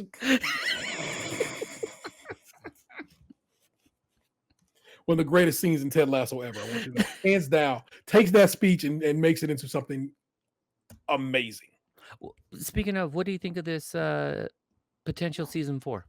How do you feel about it? Just very excited for more Ted Lasso. You gonna give me more Ted Lasso? I'm down. Mm-hmm. That whole crew seems to truly love each other and appreciate each other and so forth. Hold on, I gotta go slap some hoes. I'll be right back. Slap some bitches. Keep talking. But if I can get me some more Theodore Ted Lasso, gladly. And if not, that's fine too. I was unlike some people. I was happy with the end of Ted Lasso. I was also happy with the end of How I Met Your Mother. Unlike some people who's very angry about that shit for some reason. Like, chill out with that shit, B. An ending that they had written toward the beginning of that show and filmed most of toward the beginning of that show. Just gonna put that out there for you. I'm bitching about people who be mad about How I Met Your Mother's ending. Because I was not one of them. And people bitch about that to this day because they talk about how that's fucked up. That all this time and it's fucked up that Barney and Robin broke up and blah blah blah. I'm like, all right, yeah, I guess. Yeah, sure. But yeah, they give me some more Ted Lasso. I'm down for the get down. And if they don't, that's cool too. I like that these people was like maybe a little time away from it. Maybe you know what I'm saying. Maybe don't force the issue, and we'll see what happens. We get more shrinking this month. Next week I think 15th, after. right? Yeah. Isn't the 15th? Yeah, I'm super hyped off of that. That show is so good. But back to the Ted Lasso thing real quick. I just wanted to say, like, I mean, always like a return does always worry me because it's like the magic is in the moment. Yeah. But I also think like it was the emotional connection to the characters too. Like this is almost like, oh, I'm gonna see friends again. You Yes. know, from the dudes who hung out in the pub to like what's Keely up to, like what's happening? You know, like I love that idea. Like, what if May died? I'm not trying to kill the pup owner. Or what if she died and the black man took over the bar? right. You know what I'm You see? saying? Tweaks, just tweaks. You know what I'm saying? Damn, are we in the writer's room? Look it right here. Things that you can do with Ted Lasso. I'm telling you. Like I said, I am Exactly. or Henry is old enough because he wants to go to school in England because he loved his time in England when they went there. And Ted's like, all right, fuck it, I can move back. Because the show wasn't completely about the team. Correct. It was about their lives. Yeah. Yes, there was the team, but it's like, I mean, how's the restaurant going? Like, you know what I mean? Like, talk to me. Yeah. I need to know. Danny Rojas, you all right? Yeah. You know? I said I will gladly take another spoonful of me some Ted Lasso if they want to get they seem. And basically what happened is basically just Warner was basically like, hey man, don't go nowhere. So it's not like we got official today, like they're in a writing room and like that. Basically just everybody's contract got basically that little they had a period in time that was like it's a shit or get off the pop moment for their contracts, and they was like, we gonna shit, just hold on, okay? Yeah, just chill, just chill. You know, this is the you up text. WYD. Oh my god. So I'm okay with that. I'm down for some more Ted Lasso. You just made me think of something that I watched today that I need to add to the list. There we go. But so let's go. Your car showing. The gig seems to be doing well. I'm sure we'll talk more about it. We're doing Cadillac Monday. And we don't want to do too much of what we're going to talk about that day to talk about here. So I worry not. But life ain't so bad. Yeah, no, right now, like everything's kind of moving along. It does feel like one of those weird moments where it's like things are just going. Yeah. It's not a high, not a low, just everything's kind of moving along. Not a lot of events. Also, it's like a slow period right now. I don't got a lot of concerts coming up or anything like that. So I'm in a stuck point right now. You got Flogna like next month, don't you? Yeah, I'm still my tickets should be showing up anytime. I need to know what this fucking lineup is like. Like I'm like, come on, give me something. Shit better not be Sabrina Carpenter the whole time. I'll be pissed. I lightweight fuck with her, but she got a real big head. But she got a real big head. She got a real big head, man. Like she is real slim lady and her head look giant on her body. Wait, hold on. Did we just learn your kink? You're like, damn, I like these. Oh no, I don't fuck with her like that. What I just mean is I enjoy espresso and the other joint. And that's it, because that's all I know about her. Yeah. But like I was watching her perform somewhere and I was sitting with Vanessa, I'm like, she got a big old head, don't she? And that's like that's how actresses are, man. They be so little and they head lightly look out of proportion to the rest of them. That is fucking funny, man. That's fucking cracking me up. Next time you take a look at Sabrina Carpenter, look at that cranium. Her and fucking what's homegirl fucking is that Selena Gomez? Yeah, Selena. But she has a thing going on. Yeah, she got like lupus, right? Yeah, I think so. Yeah, so she get a walk. So I mean, I ain't shitting on her. I'm just saying she got a big old dome too. She got a lot of face. A lot of faces. Wild boy. This is so many show titles. Hey. But if you I mean, that'd be fun to see Sabrina Carpenter perform. She probably only do like 3-4 tracks. That'd be dope, right? Yeah. I'm really putting my money on though. Actually, like that A$AP Rocky will be there. Dope. That's true, especially with the few songs he's put out recently. I'm like, I can kind of see that. Also, that's Tyler's homeboy. Okay. Like seeing those two dudes interact like in videos, they're fucking hilarious. I like that song them two did together. So yeah. Fuck with it. Yeah. Dang it. So I mean, it's just it's Q4, bro. If we sliding on out this bitch, hey, hold on. And I realize this might be some caddy talk, but I need to know. PlayStation 5 Pro.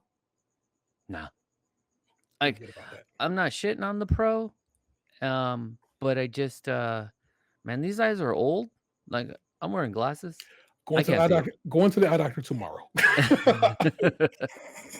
No, I just I know that the TV I have was amazing at the time, Mm, but not where it needs to be for the Pro. okay. Like it still is like it's not HDMI 2.1. Like it's not, there's things that I'm buying it for what. Also, my gaming has been down like a ton. Not that like I haven't like I just finished Spider-Man. I'm playing Astrobot, fucking amazing game. God, it's so good. But I've really for the first time in a really long time have been like re-energized and rejuvenated at work. Like so I am working hard. And not to say I didn't work hard before, but it's like I got the right pieces in place. I built the right staff. The students are everything clicking right now that I'm able to do less disciplinary work and actually do more move the machine work. Hell And yeah. so when I'm getting home, I'm like, I'm tired, but it's because I I did the work. Like I busted my ass that day. You earned it. So I just haven't. So when you turn on the PlayStation, it's like I ain't gonna play anything. It's just been my streaming box. But I do, man. That 30th anniversary though, I did feel like that. I don't know. Someone posted a meme where it was just like, oh, it was the Drake one where it's like PS5 Pro, and he's like, no. And then when it's the 30th anniversary, it's like, yeah, oh man, they came out with that classic look. I was like, oh fuck. I almost bought one of the Edge controllers because So I was like, those aren't limited editions. So those you can just well, get a hold of. Yeah.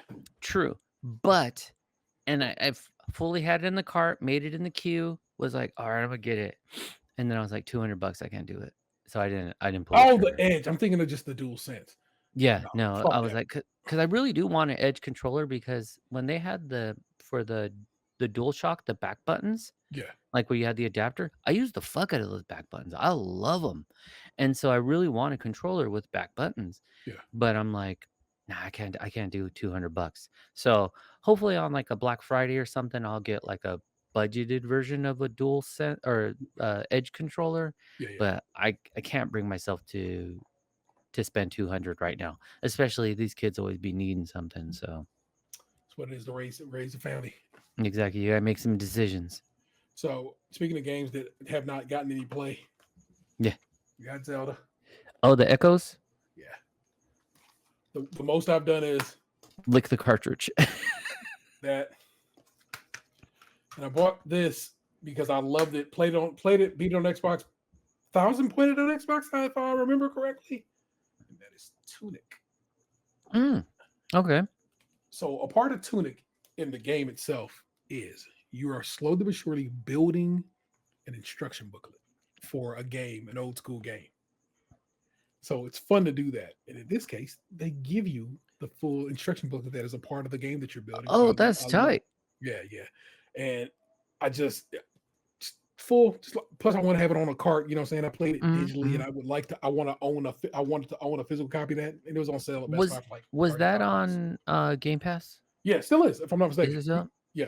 So you should still be able to go get it on Game Pass if you're Yeah. so inclined. That's a really good game. That's what I've heard. It's one of those I forget about. Yeah.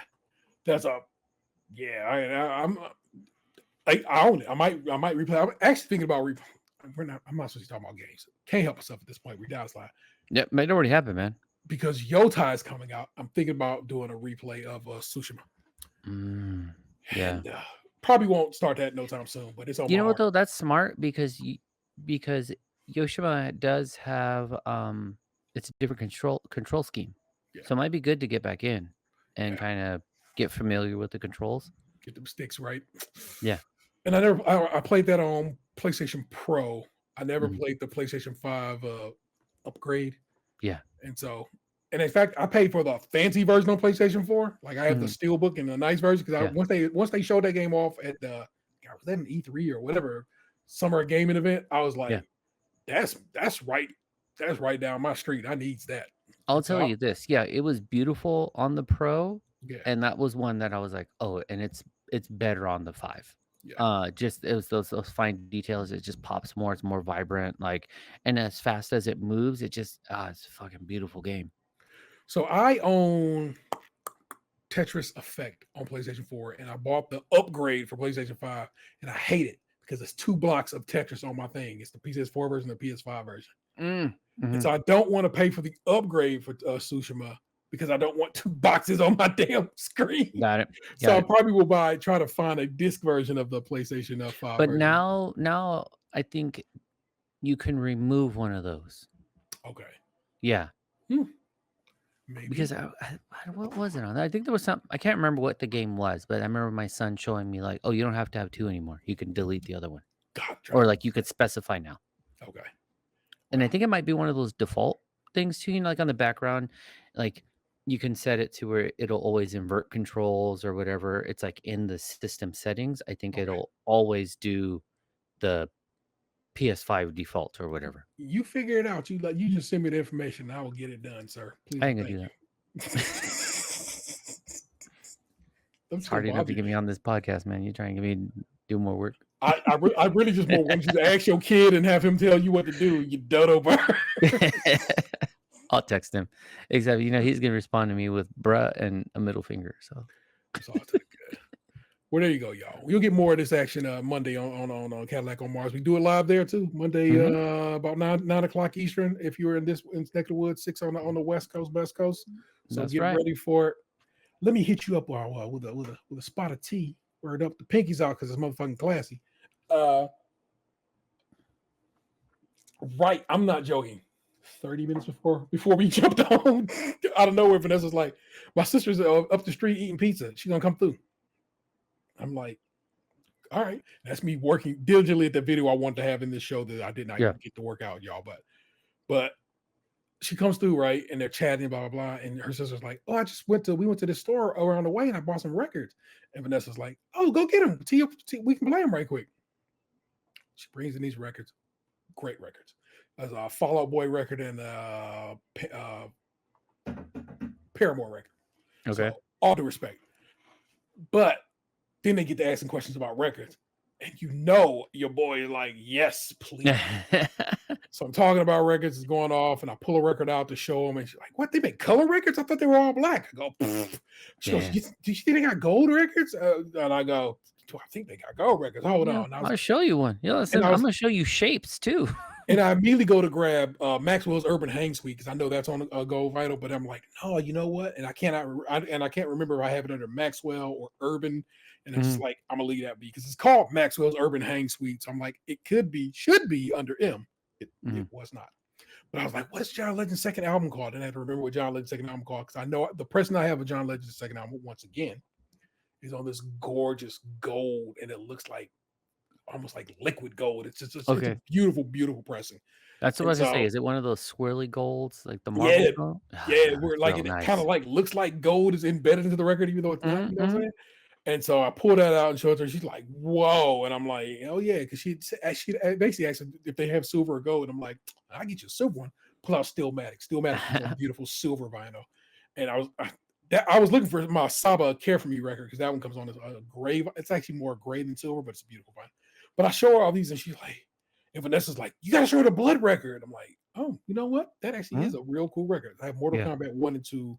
And it's filled with blood. So if you you move back and forth, it has blood. And so I'm showing off records, talking about records, explaining what I do to keep my stickers. I like hype stickers and what I do to keep them fresh and so forth. I'm showing her 7 inches. I'm showing her why I use a record weight in some circumstances and why we don't use record weights in some situations. Shape records, because I have a Fuck the Police single by Jay Dilla that is the shape of a police badge. Oh, no way. God, I love it so much. That's like one of my favorite things I own, man. Like of things I like, it's right there.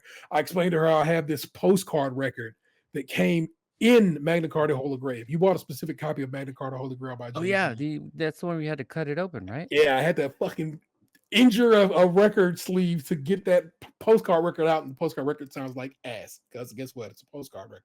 It's not gonna sound great. What's up with Taco Man? Word to Jay Dilla. It's all to the good, man. And so I I was just excited, and they seemed it. I hope I didn't over talk them, but they actually seemed to be like very interested in the things I was showing them. They were asking questions like, "Wait a minute, it comes with 2 records? Why?" And I'm like, and at first I'm like, "There's no way," but I'm like, "Wait a minute, these people are asking honest questions, so let's have some honest questions." Yeah. And so I'm like, you try to give music as much space as you can on vinyl because it can breathe and you really get a good clean sound and so forth. And they're like, "Oh wow, it's crazy. Does anything come with more than 2 records?" Like, "Oh, Lee." And my oldest happened to walk in. Is like, "Here, my Hamilton comes with 1, 2, 3, 4 records." I go, "Yeah." I happen to have, it's over there now. I happen to have Thunder Force, which is a Sega Genesis game of the vinyl for that. That comes on these 3 beautiful blue records. It's like gorgeous. Comes with a nice little Oni on the sleeve on the side. It's a great looking record, y'all. And I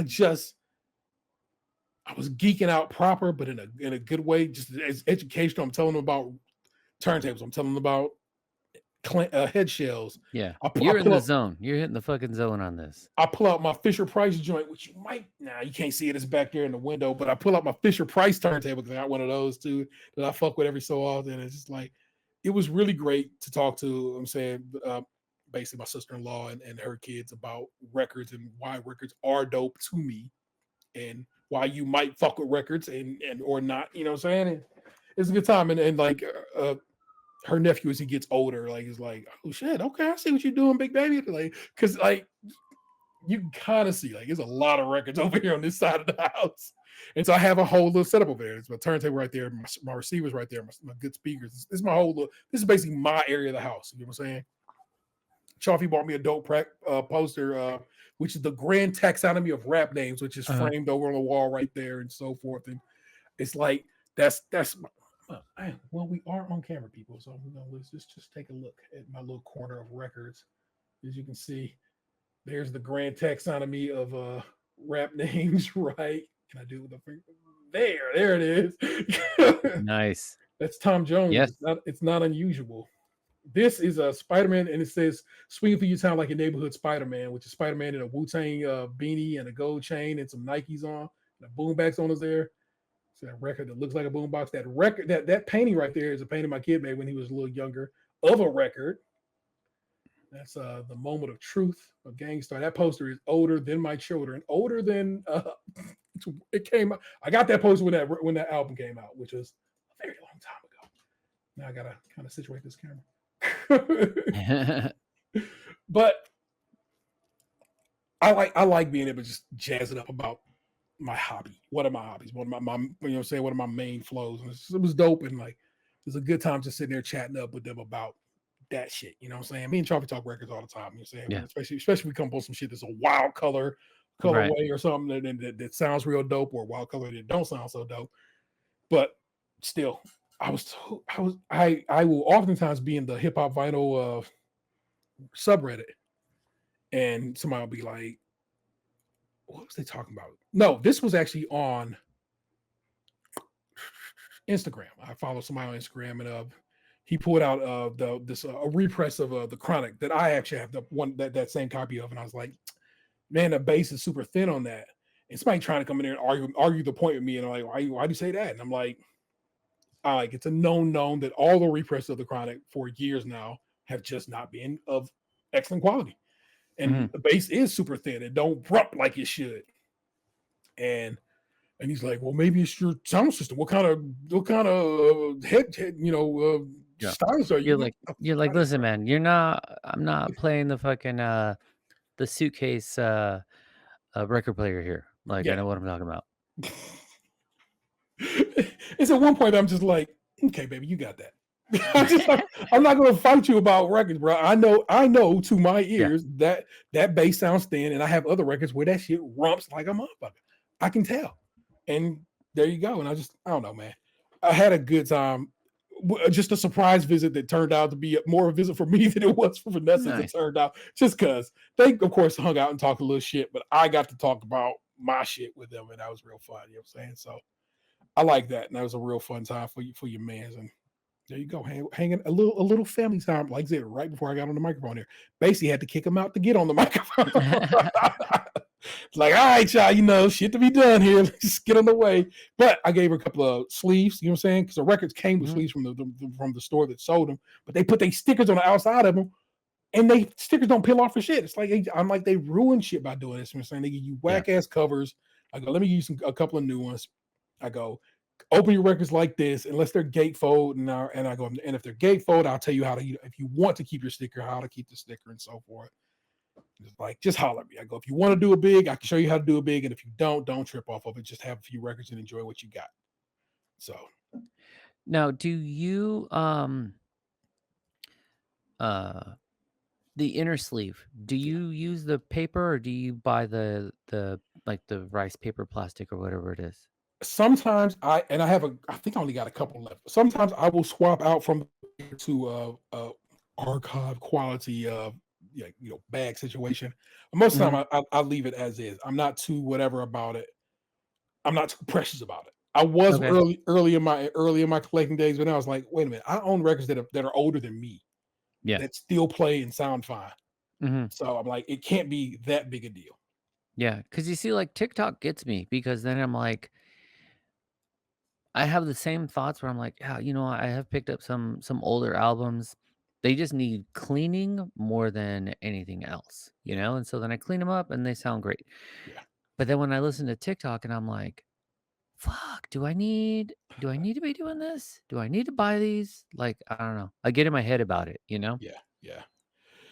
And but that's the thing. That's what they want you to do. They want you to be Mhm. worried that whatever. But it's like, bro, I have it's got to be like 700, almost Mhm. 800 some odd records over here. I Yeah. can't be worried about all of them.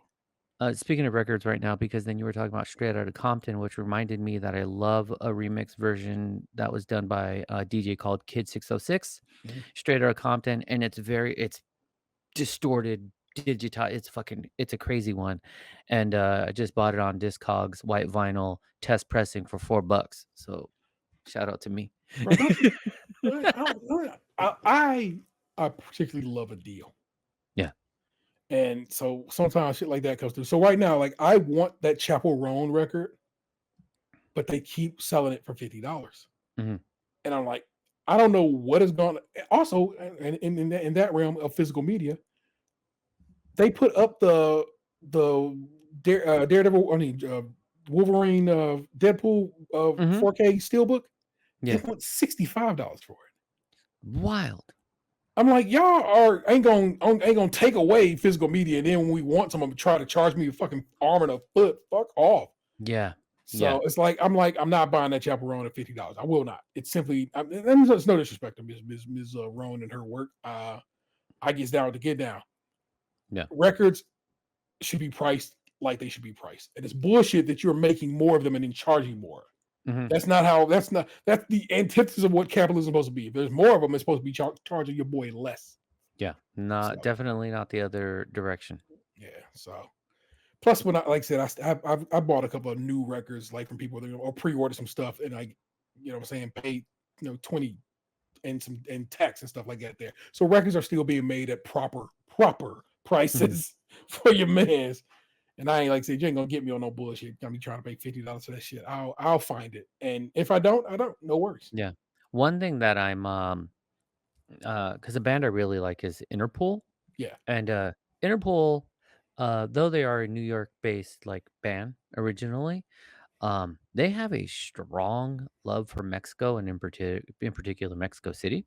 Mhm. And like last year, they did like a free concert. I guess the actual city itself does these like annual free concerts, and it's big acts. Like I think at one point, like fucking Paul McCartney performed. Like it's big, big, big bill. Um, but so it's the 20th anniversary of their Antics album. Um, and so they're doing a pop-up shop in Mexico City, and it's exclusive to there. Like you can get it's like a 6 album set, anniversary set. You can get like a white vinyl or red vinyl Yeah. anniversary set, or you get this exclusive one in this Mexico City pop-up, and then the album is in the colors of the Mexican flag. And I Yeah. was like, that's the fucking one I want. And so I might be spending some money on that one because it's the opposite, but similar to what you're saying. It's like, man, like, yeah, there's not gonna be a lot of those. There are multiple versions, and I can easily go buy the red one, which looks beautiful, and it's Yeah, like $27. Nah, but I need that one. I need that Mexican flag one. That's a color pattern I don't have. I love the fucking album. Like, I gotta get it. Or I need to find someone who's in fucking Mexico City, get it to me, ship it my way. that's what's up. Yeah. Nah, like I said, that's one of the first questions her sister asked is like, what's your most expensive record? And I'm like, what I should have told her was, well, so literally the record I paid the most for, I think, was that Mortal Kombat record. I think I paid $100 for it. Mm. But really, my most expensive record is, of course, Blonde, because I have an original copy of Blonde. Mm-hmm. We Yeah, talked that's about your it. biggie, huh? I know you don't like it, but the price ranges from $400 to $5,000 on Discogs. It's a I don't know if it's still like that, but that was the range for a while.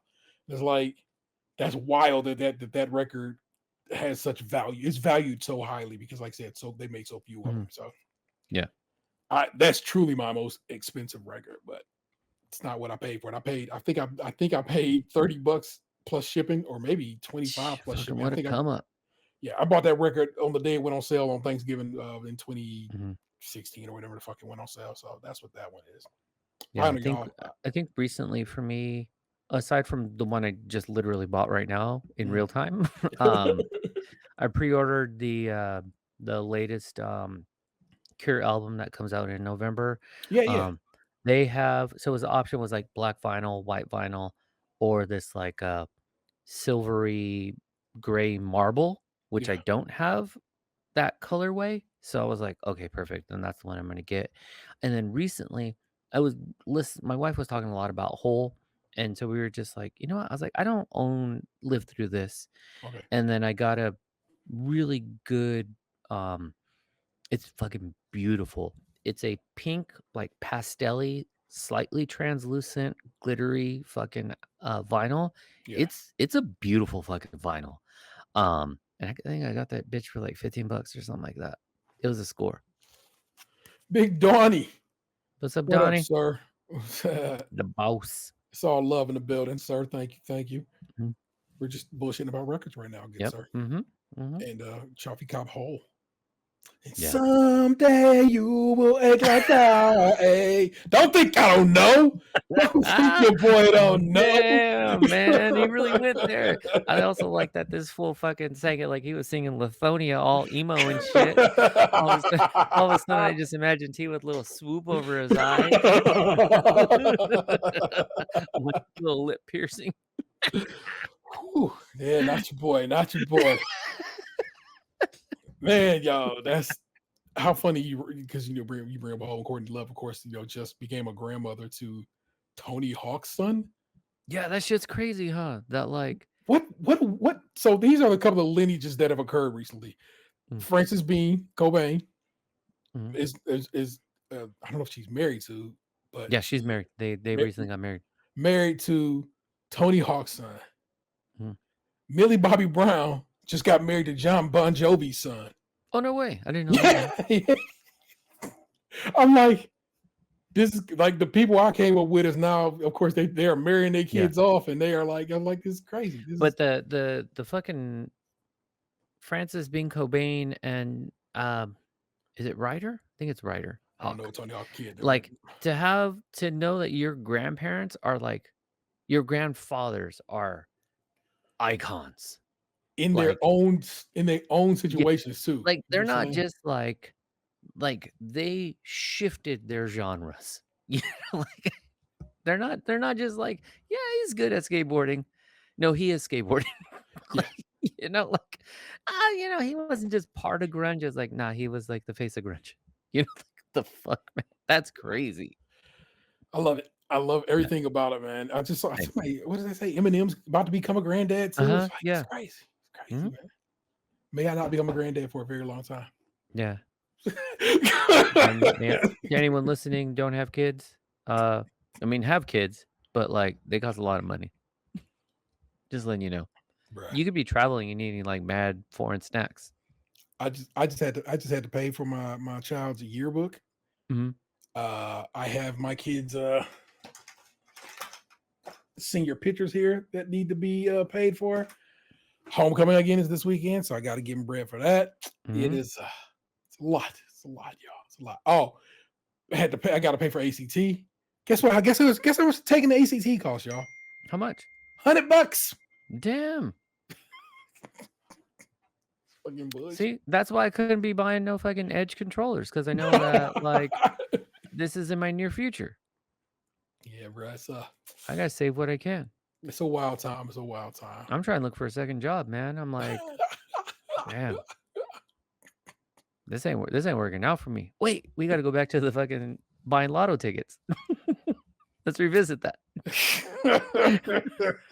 About to have some hustling kids out here. It all comes full circle. That was your tea time with this week, people. Hope you enjoyed it. You know what I'm saying? Each week we slide over to the subreddit. Am I the asshole? I grab a few, curate, if you will, some examples of am I the asshole? We decided people are or are not assholes. And it's a delight, always. I promise you, it's a good time. I was doing it before it was cool. And I like that. I was again, like I said, Vanessa's a sister and kids is over here today. So I guess my niece, if I'm gonna call anything, was like, "Hey man, you do Am I the assholes?" I go, "I was doing them shits before shit was sweet, my nigga. I want you to know I've been doing it before it was cool." I was here. I was here. Yeah, for sure. Bro, I'm glad I'm not alone, bro, on this, man, because it's horse apples, my man Donnie, man. I didn't know our kids were the same age, or at least in the same part of the that's dope. Yeah. Yeah, and then he said also plus gas, insurance, maintenance. I'm like, fuck, man. That's like right now my son's getting out and about on his like electric scooter. Yeah. And not that long ago, we had to replace one of the tires and some other bullshit. And it came out to like $100-something.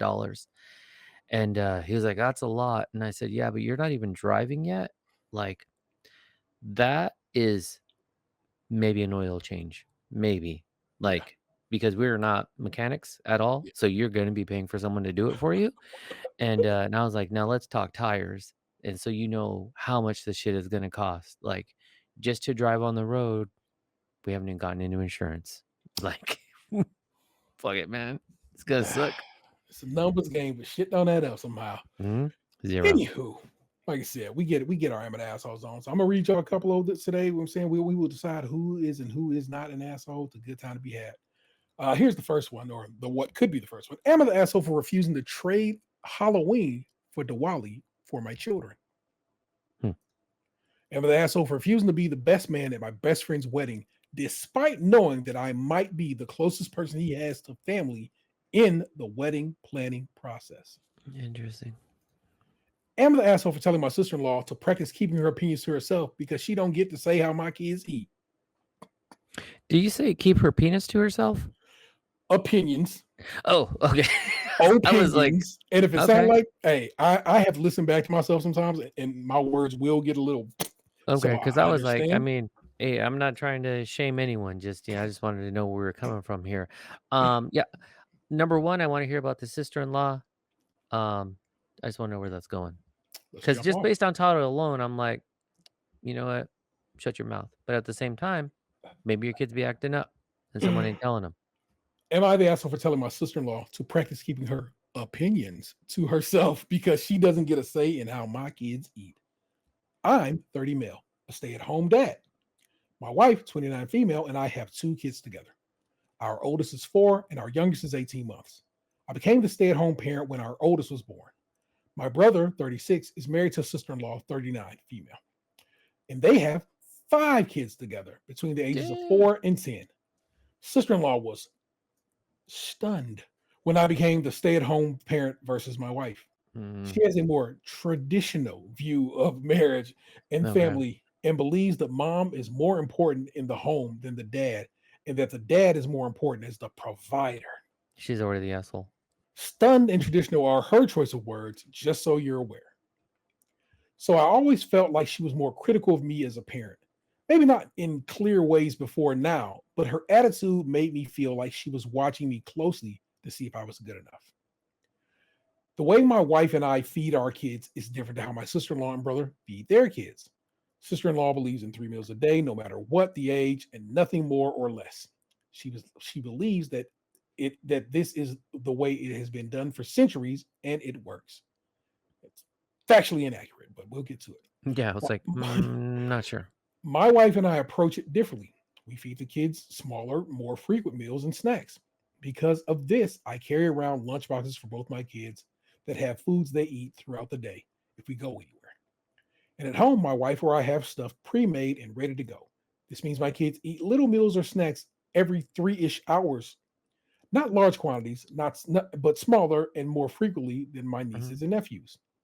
Sister in law thinks it's insanity, and she has told me I make more work for myself and claims I'm trying to be different because I'm a dad doing the primary caregiving.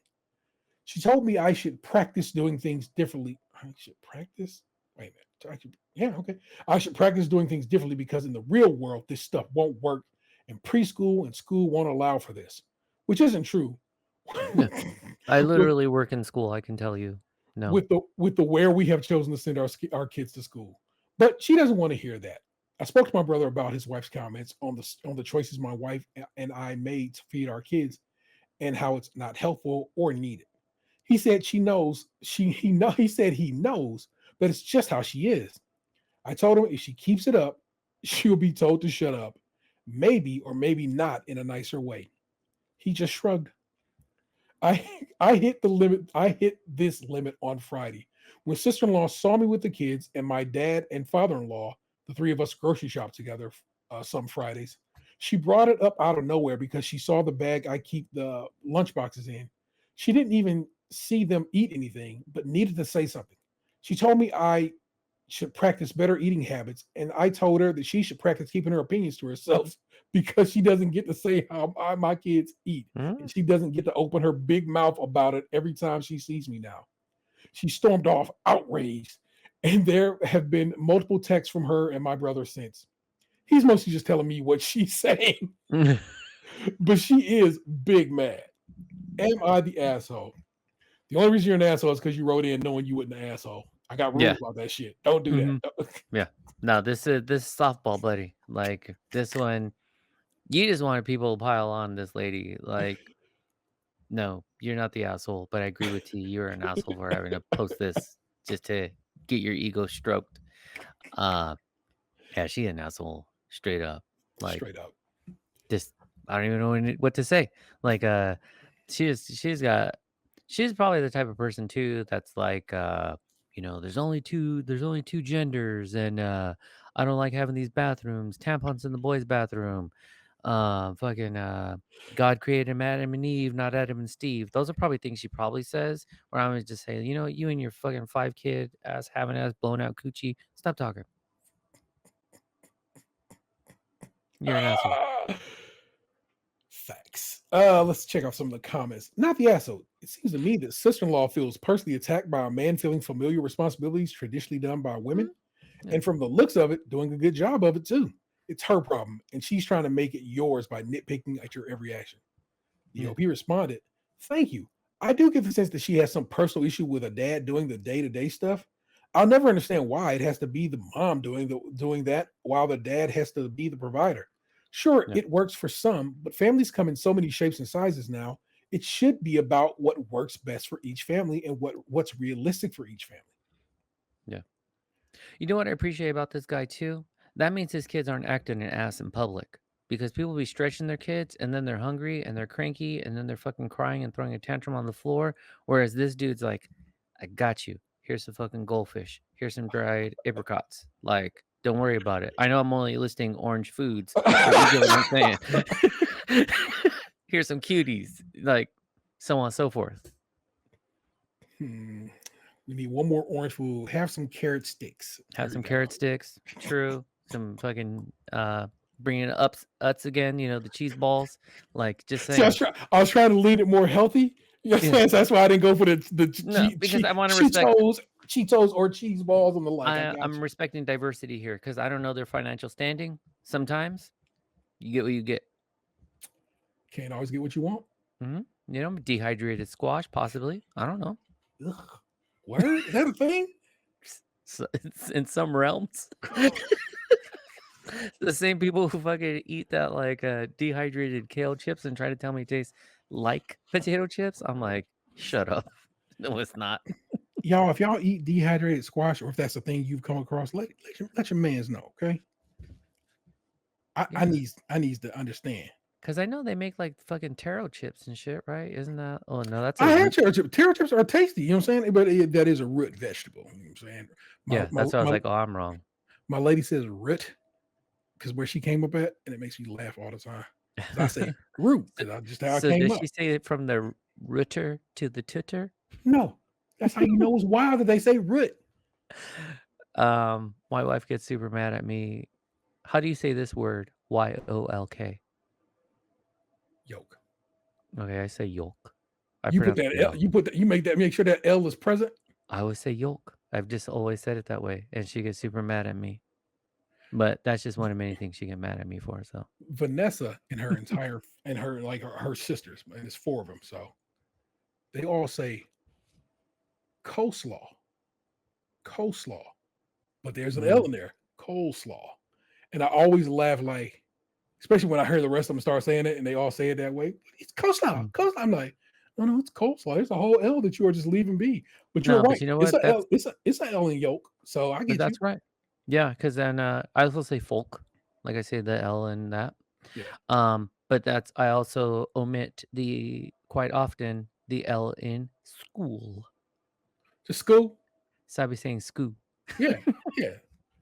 Go to I school. don't say school. Mm. In fact, you heard how Yeah, like, that was a struggle. You were like, that shit came out of my mouth weird. yeah, like I'm genetically dispositioned to not pronounce that L. School, and that's just what it's gonna be, my guy. But I do say Valentine's, not Valentine's. Oh, I don't fucking Valentine anyway. Update, newsflash. Butternut squash chips. How to make them in your dehydrator is the thing. I don't want that. No. Thank you. I'm an asshole for refusing to be the best man at my best friend's wedding, despite knowing that I might be the closest person he has to family in the wedding planning process. Yeah, what happened? Taking that well-written title, Mhm. could this guy possibly be the asshole? I want to give him the benefit of the doubt and say no, but based on the title alone, yes.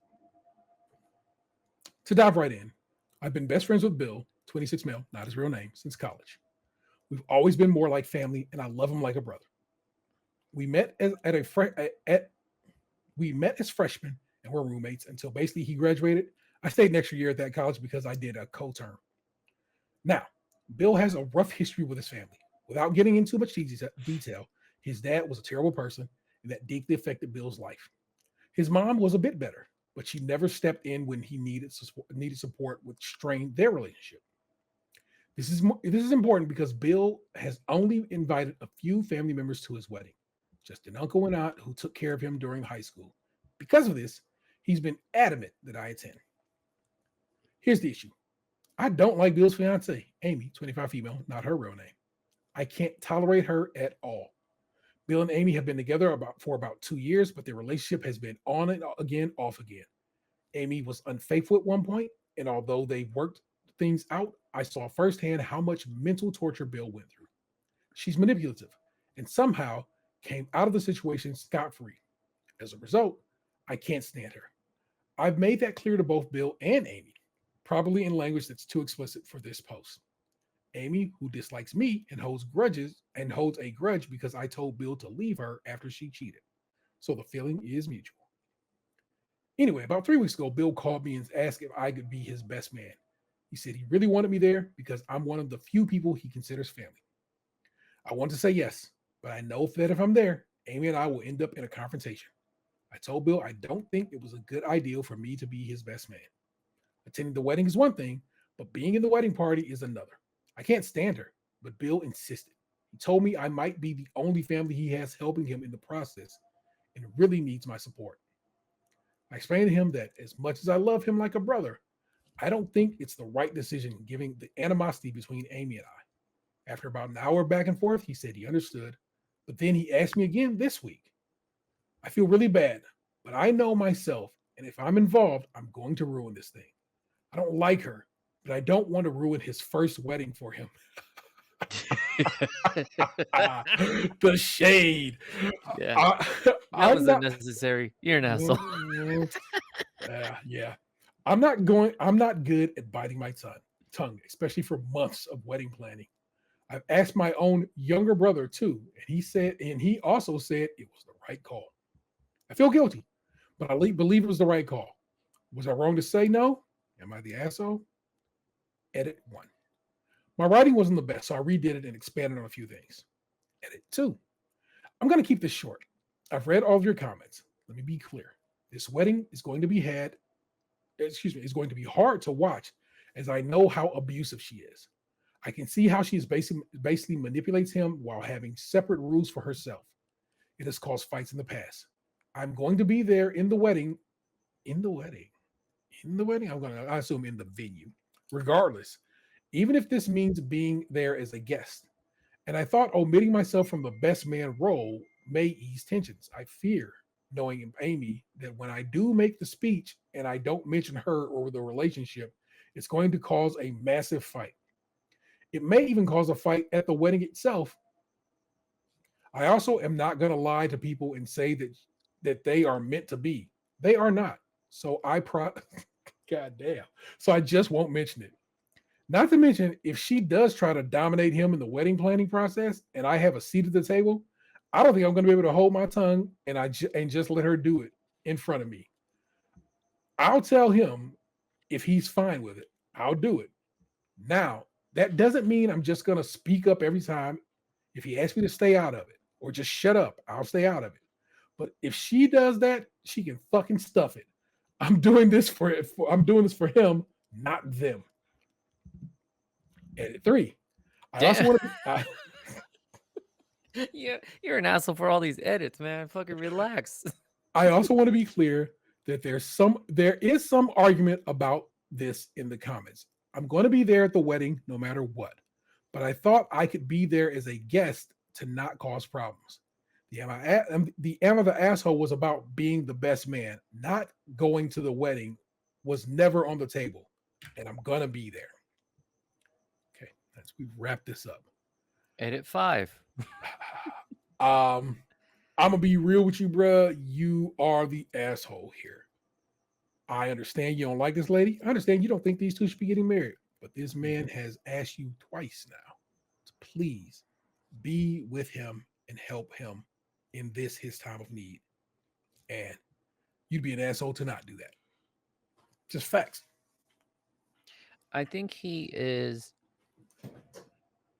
I do agree he's an asshole. Yes. But I also think that he is an understandable asshole. Facts. Like, because sometimes you got to be fucked up, Yeah. and it's not to be hurtful. Like, his points are valid. Like, I don't agree with this. I do not. I will be there to support you, but I won't be an active participant. Like, that's a healthy relationship. He's telling him what the parameters are. He's giving him his reasons. Sometimes you're going to hear shit you don't like, and you're going to come off as an asshole, and that's a thing for sure. And I mean, the reasons he shared, they're not wrong.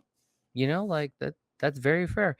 I also think the friend asking him multiple times is an asshole move too. Like, true. No is a complete sentence, and my man said no. And that yeah. should have been, and that truly should have been it. And then you came back, and so then that stretches it further. You know, some people don't like accountability in their lives, and so she's an asshole too for thinking like everything's supposed to be like all cute and shit. But it's like, nah, I was there when you were when you were treating my man dirty over here. So like, it's just gonna be. At least bare minimum, he's attending the wedding to represent for his buddy. But I think, like, all in all, he probably shouldn't be in it, because if he already knows he wants to fucking fight this lady, it's gonna go bad. And it's gonna look bad on him because he ruined their wedding. No one will look at it as the bride acted up. It's gonna be he acted up. So it's probably better to not, you know? So everyone's an asshole in this one in some form or fashion. Get up there writing a speech. This bitch cheated on my man's, ruined his life. You know what I'm saying? Right. If you know, you know, and I know some of y'all do know. In fact, did she cheat with you, my dude? Right. Exactly. This turns into the fucking moment in Half Baked where he's like, fuck you, fuck you, fuck You're you, cool. you're cool. Like, if that's what I mean, as a spectator, that might be mad entertaining, but at the same time, like, he knows what it is. And also, it sounds like it's gonna be a wedding of like 10 people. Yeah, you can't hide in the crowd. Yeah. Everything's gonna be up front. That's what people are gonna be talking about. It's just a bad situation, my How long man. was You just need you and your bride to be just need to go elope, have your own wedding, have a great time. How long were you with your wife before y'all got married? Oh, long time. Yeah, Like yeah. 6 years. Yeah, see, there's a logic to that. This is 2 years. Mhm. 2 years, and in that 2 years, she cheated on him. Yeah, Dude, I don't mean, marry this girl. that's why homeboy said his first wedding. He ain't wrong. Not the least bit wrong. Yeah. But at the Uh, same time, too, like, this might be his only wedding because if he's lived a life of trauma, neglect, like, it's what he knows. He has a broken love language, you know? Spit that fire, my guy. I'm just saying, you know? But so I don't know. That's a hard one. I feel bad for dude, you know? Same. I definitely do. But oh no. Don't marry her, man. Don't marry her. Can't turn a hoe into a housewife.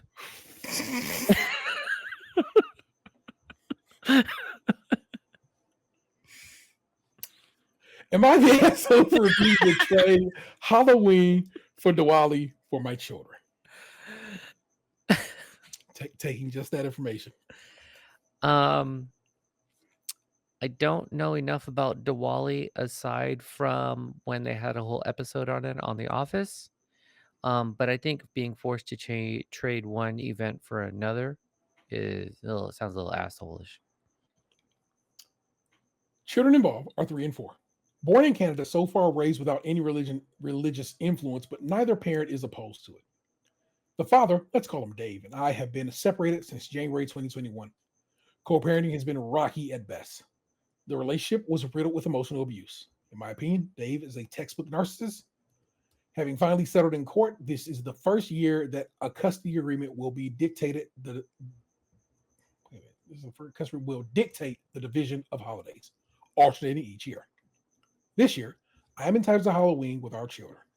Please keep in mind I have no knowledge of what Diwali celebration entails, and I'm going only on what Dave has informed me will take place. Forgive my ignorance or incorrect terms. Additional info on Diwali celebrations are welcome. Okay. Dave approached me in the morning to ask if I would trade years for Halloween. He would take the children this year and I would have them next.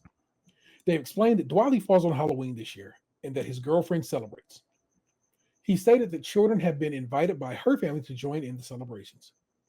Dave stated that the children would be picked up from school, travel 20 minutes to their home, where they will have dinner, do puja number 1, and at 5:10 p.m. travel 1 hour to girlfriend's family's home, do puja number 2, have a snack, trick or treat, and go to bed. They would then stay overnight at the girlfriend's family's home to continue the Diwali celebration the following day. Both October 31st and November 1st are my parenting days. Dave has not directly asked to have the children for Friday, but in stating that they will sleep over and the celebration continues, it is presumed. I'm of the opinion that it is great for the children to experience other cultures and religions and welcome their participation in Diwali. However, the children love Halloween. Loved Halloween last year and haven't stopped talking about it since. They picked out their costumes in August and tell everyone willing to listen what they will be. I feel that with the travel and additional celebrations, it may make for a very rushed and tiring Halloween. I don't know how long puja lasts, but that timeline does not appear to allow for much time to trick or treat. I do not want their Halloween experience compromised when they will ask again for another full year. I have offered a solution to Dave that the kids would trick or treat as per usual, but could spend Friday with the girlfriend's family to celebrate Diwali. I also offered to drive the children the hour to their family home, knowing that they will already be there and celebrating. This way, the children could experience both Halloween and Diwali. Dave seems to think that I am trying to control his parenting and it should be a simple trade for Halloween this year for next. I feel that this is not simply a trade for this year and next because the children may miss out on the Halloween experience as a result of the switch. Am I the asshole? If I heard it correctly, I'm gonna say no. Yeah. You're not the asshole. This is the challenge of co-parenting. Yeah. And correct me if I'm wrong, these are her days already on the calendar, right? Correct. And these have existed, like they already bought their costumes. Like they're already ready to rock and roll. They've been talking about this since last year and they got their costumes in August. Yeah. When he says that she's questioning his parenting, this is not about parenting. Yeah. Like this is about you're trying to do this for your girlfriend. So, and you want the kids to be involved. Go hang out with your fucking girlfriend. Have a great time. It's unfortunate that Diwali, which I did look up, is the Hindu festival of lights with various celebrations in other Indian religions. It symbolizes the spiritual victory of light over darkness, good over evil, and knowledge over ignorance. This year it's the 31st to November 1st, but I guess the puja part can take like 5 to 10 days. So it's a really involved event. But these are her days. And if it's not on there next year and it's open to him, because as I've seen with families, I work with a lot of families, and when there's co-parenting, there's a lot of promises and not a lot of follow through. So I'll get him this year. You get him next year. Come on, let's just compromise until next year comes. And it's like, well, that's on you. You had your days last year. You should have took them. Like things don't last that long. We might not be fighting now. We might be fighting later. I don't think you're the asshole. And he may be taking it as an asshole because you're not compromising, but he's questioning your parenting is what it sounds like to me. She offered what I feel is a very reasonable compromise. Yes. So it's that also seems like, buddy, what are you doing? She came with a plan. She didn't even have to do that. She could have just been like, fuck you. But she said instead of that, she's like, hold on, let me give you a little possible compromise that even will take me out of my way for a bit to get them out to your girlfriend's people's house. But I'm willing to do that so they can have the Diwali experience, but also celebrate a holiday love that they come to love, Halloween. Yeah. I don't even think he's an asshole. I think he's just being a chump because you know what it is. He wants to show his kids off in front of his people to be like, look, I'm a good dad, and I'm a decent dad, and I'm a good people for your daughter. Yeah. You know what it is, bro. Yeah, but you say chump, I still say asshole because it's like in my opinion, you're using your children as a prop, and that's not okay. Because I didn't think he rose to the letter of asshole, but when you say it like that, I can understand. Yes. Yeah, and so it's like, and then under, like I said, limited knowledge, I just Googled it, so I don't know very much about it. But if it's over multiple days, like as them, because she said in the beginning, they're not a religious family, non-denominational, I believe. Yeah. So it's like, okay, 31st, Halloween with mom. And then if she wants to give up the first and say, listen, so come grab the kids in the morning. Yeah. And they can spend the second half because it's clearly 2 days according to the calendar, the 31st and the 1st.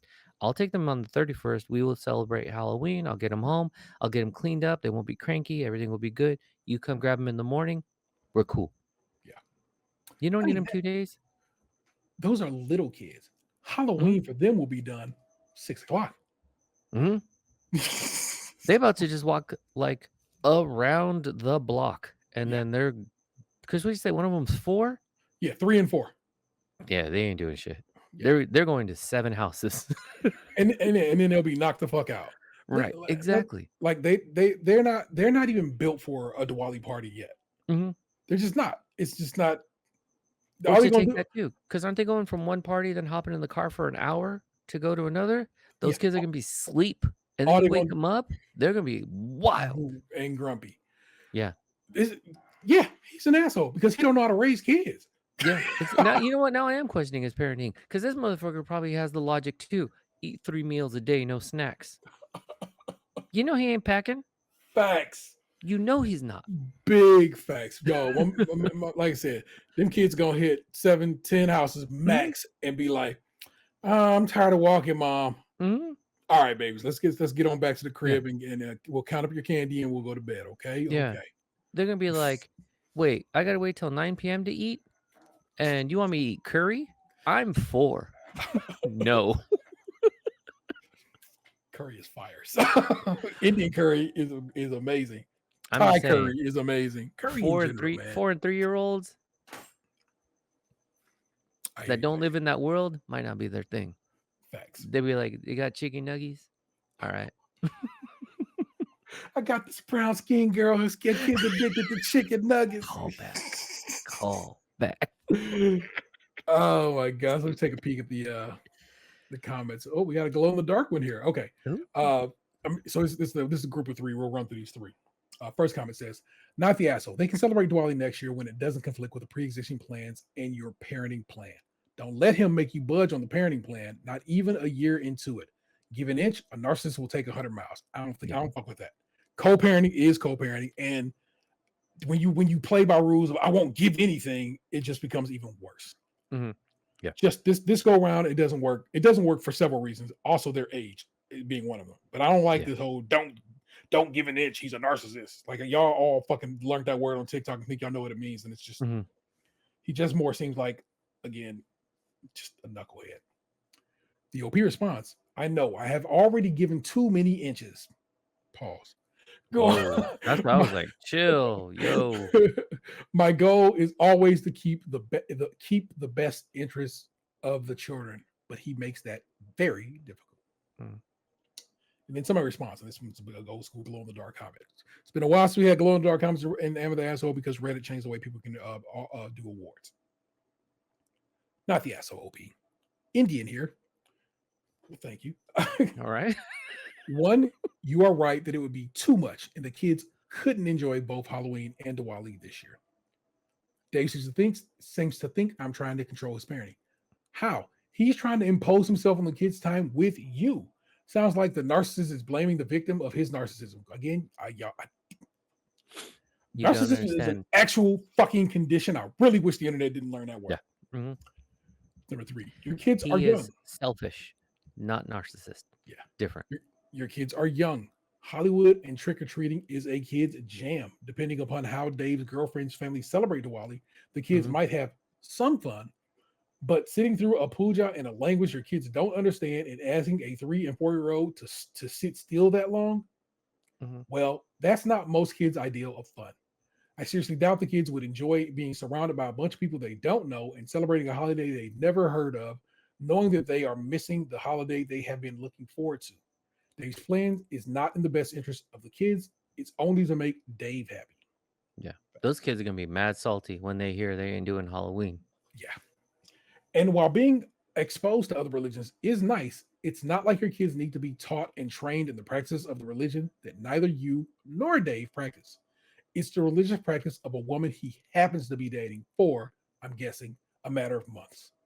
There's absolutely zero reason for her family celebration to be a priority over your family celebration on your scheduled time. And 5, if Dave's still doing the same thing next year, there will be no schedule conflict between Halloween and Diwali. If he's not dating her, then going this year wasn't that important either. True. That one, you are correct on. What I'm just saying is Dave's trying to get a slice. He hasn't had a little nibble yet, so he's like, listen, you 2 kids gotta be my wingman, because I'm trying to give an inch. The long way. not the short, my dude. Not the short.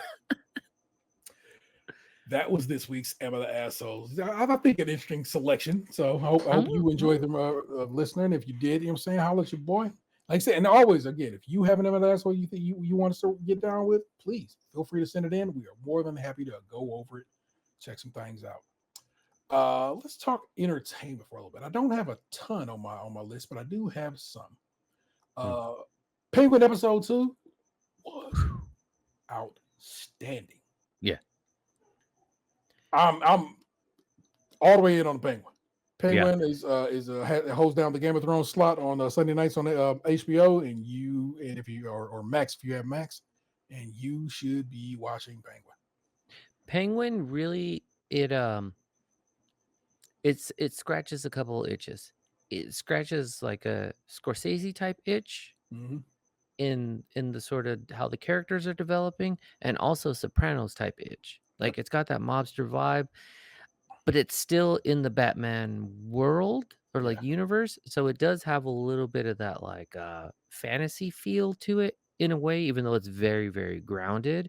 Yeah. Um, but just out the gates, um, like the Penguin himself was Colin Farrell with Yeah. all his prosthetics and Prosthetics. whatnot. Yeah. Maybe a little leaning too much in the James Gandolfini realm.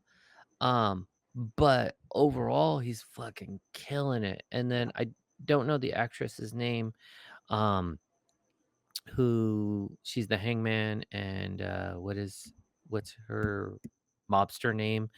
Like she's playing that shit real well.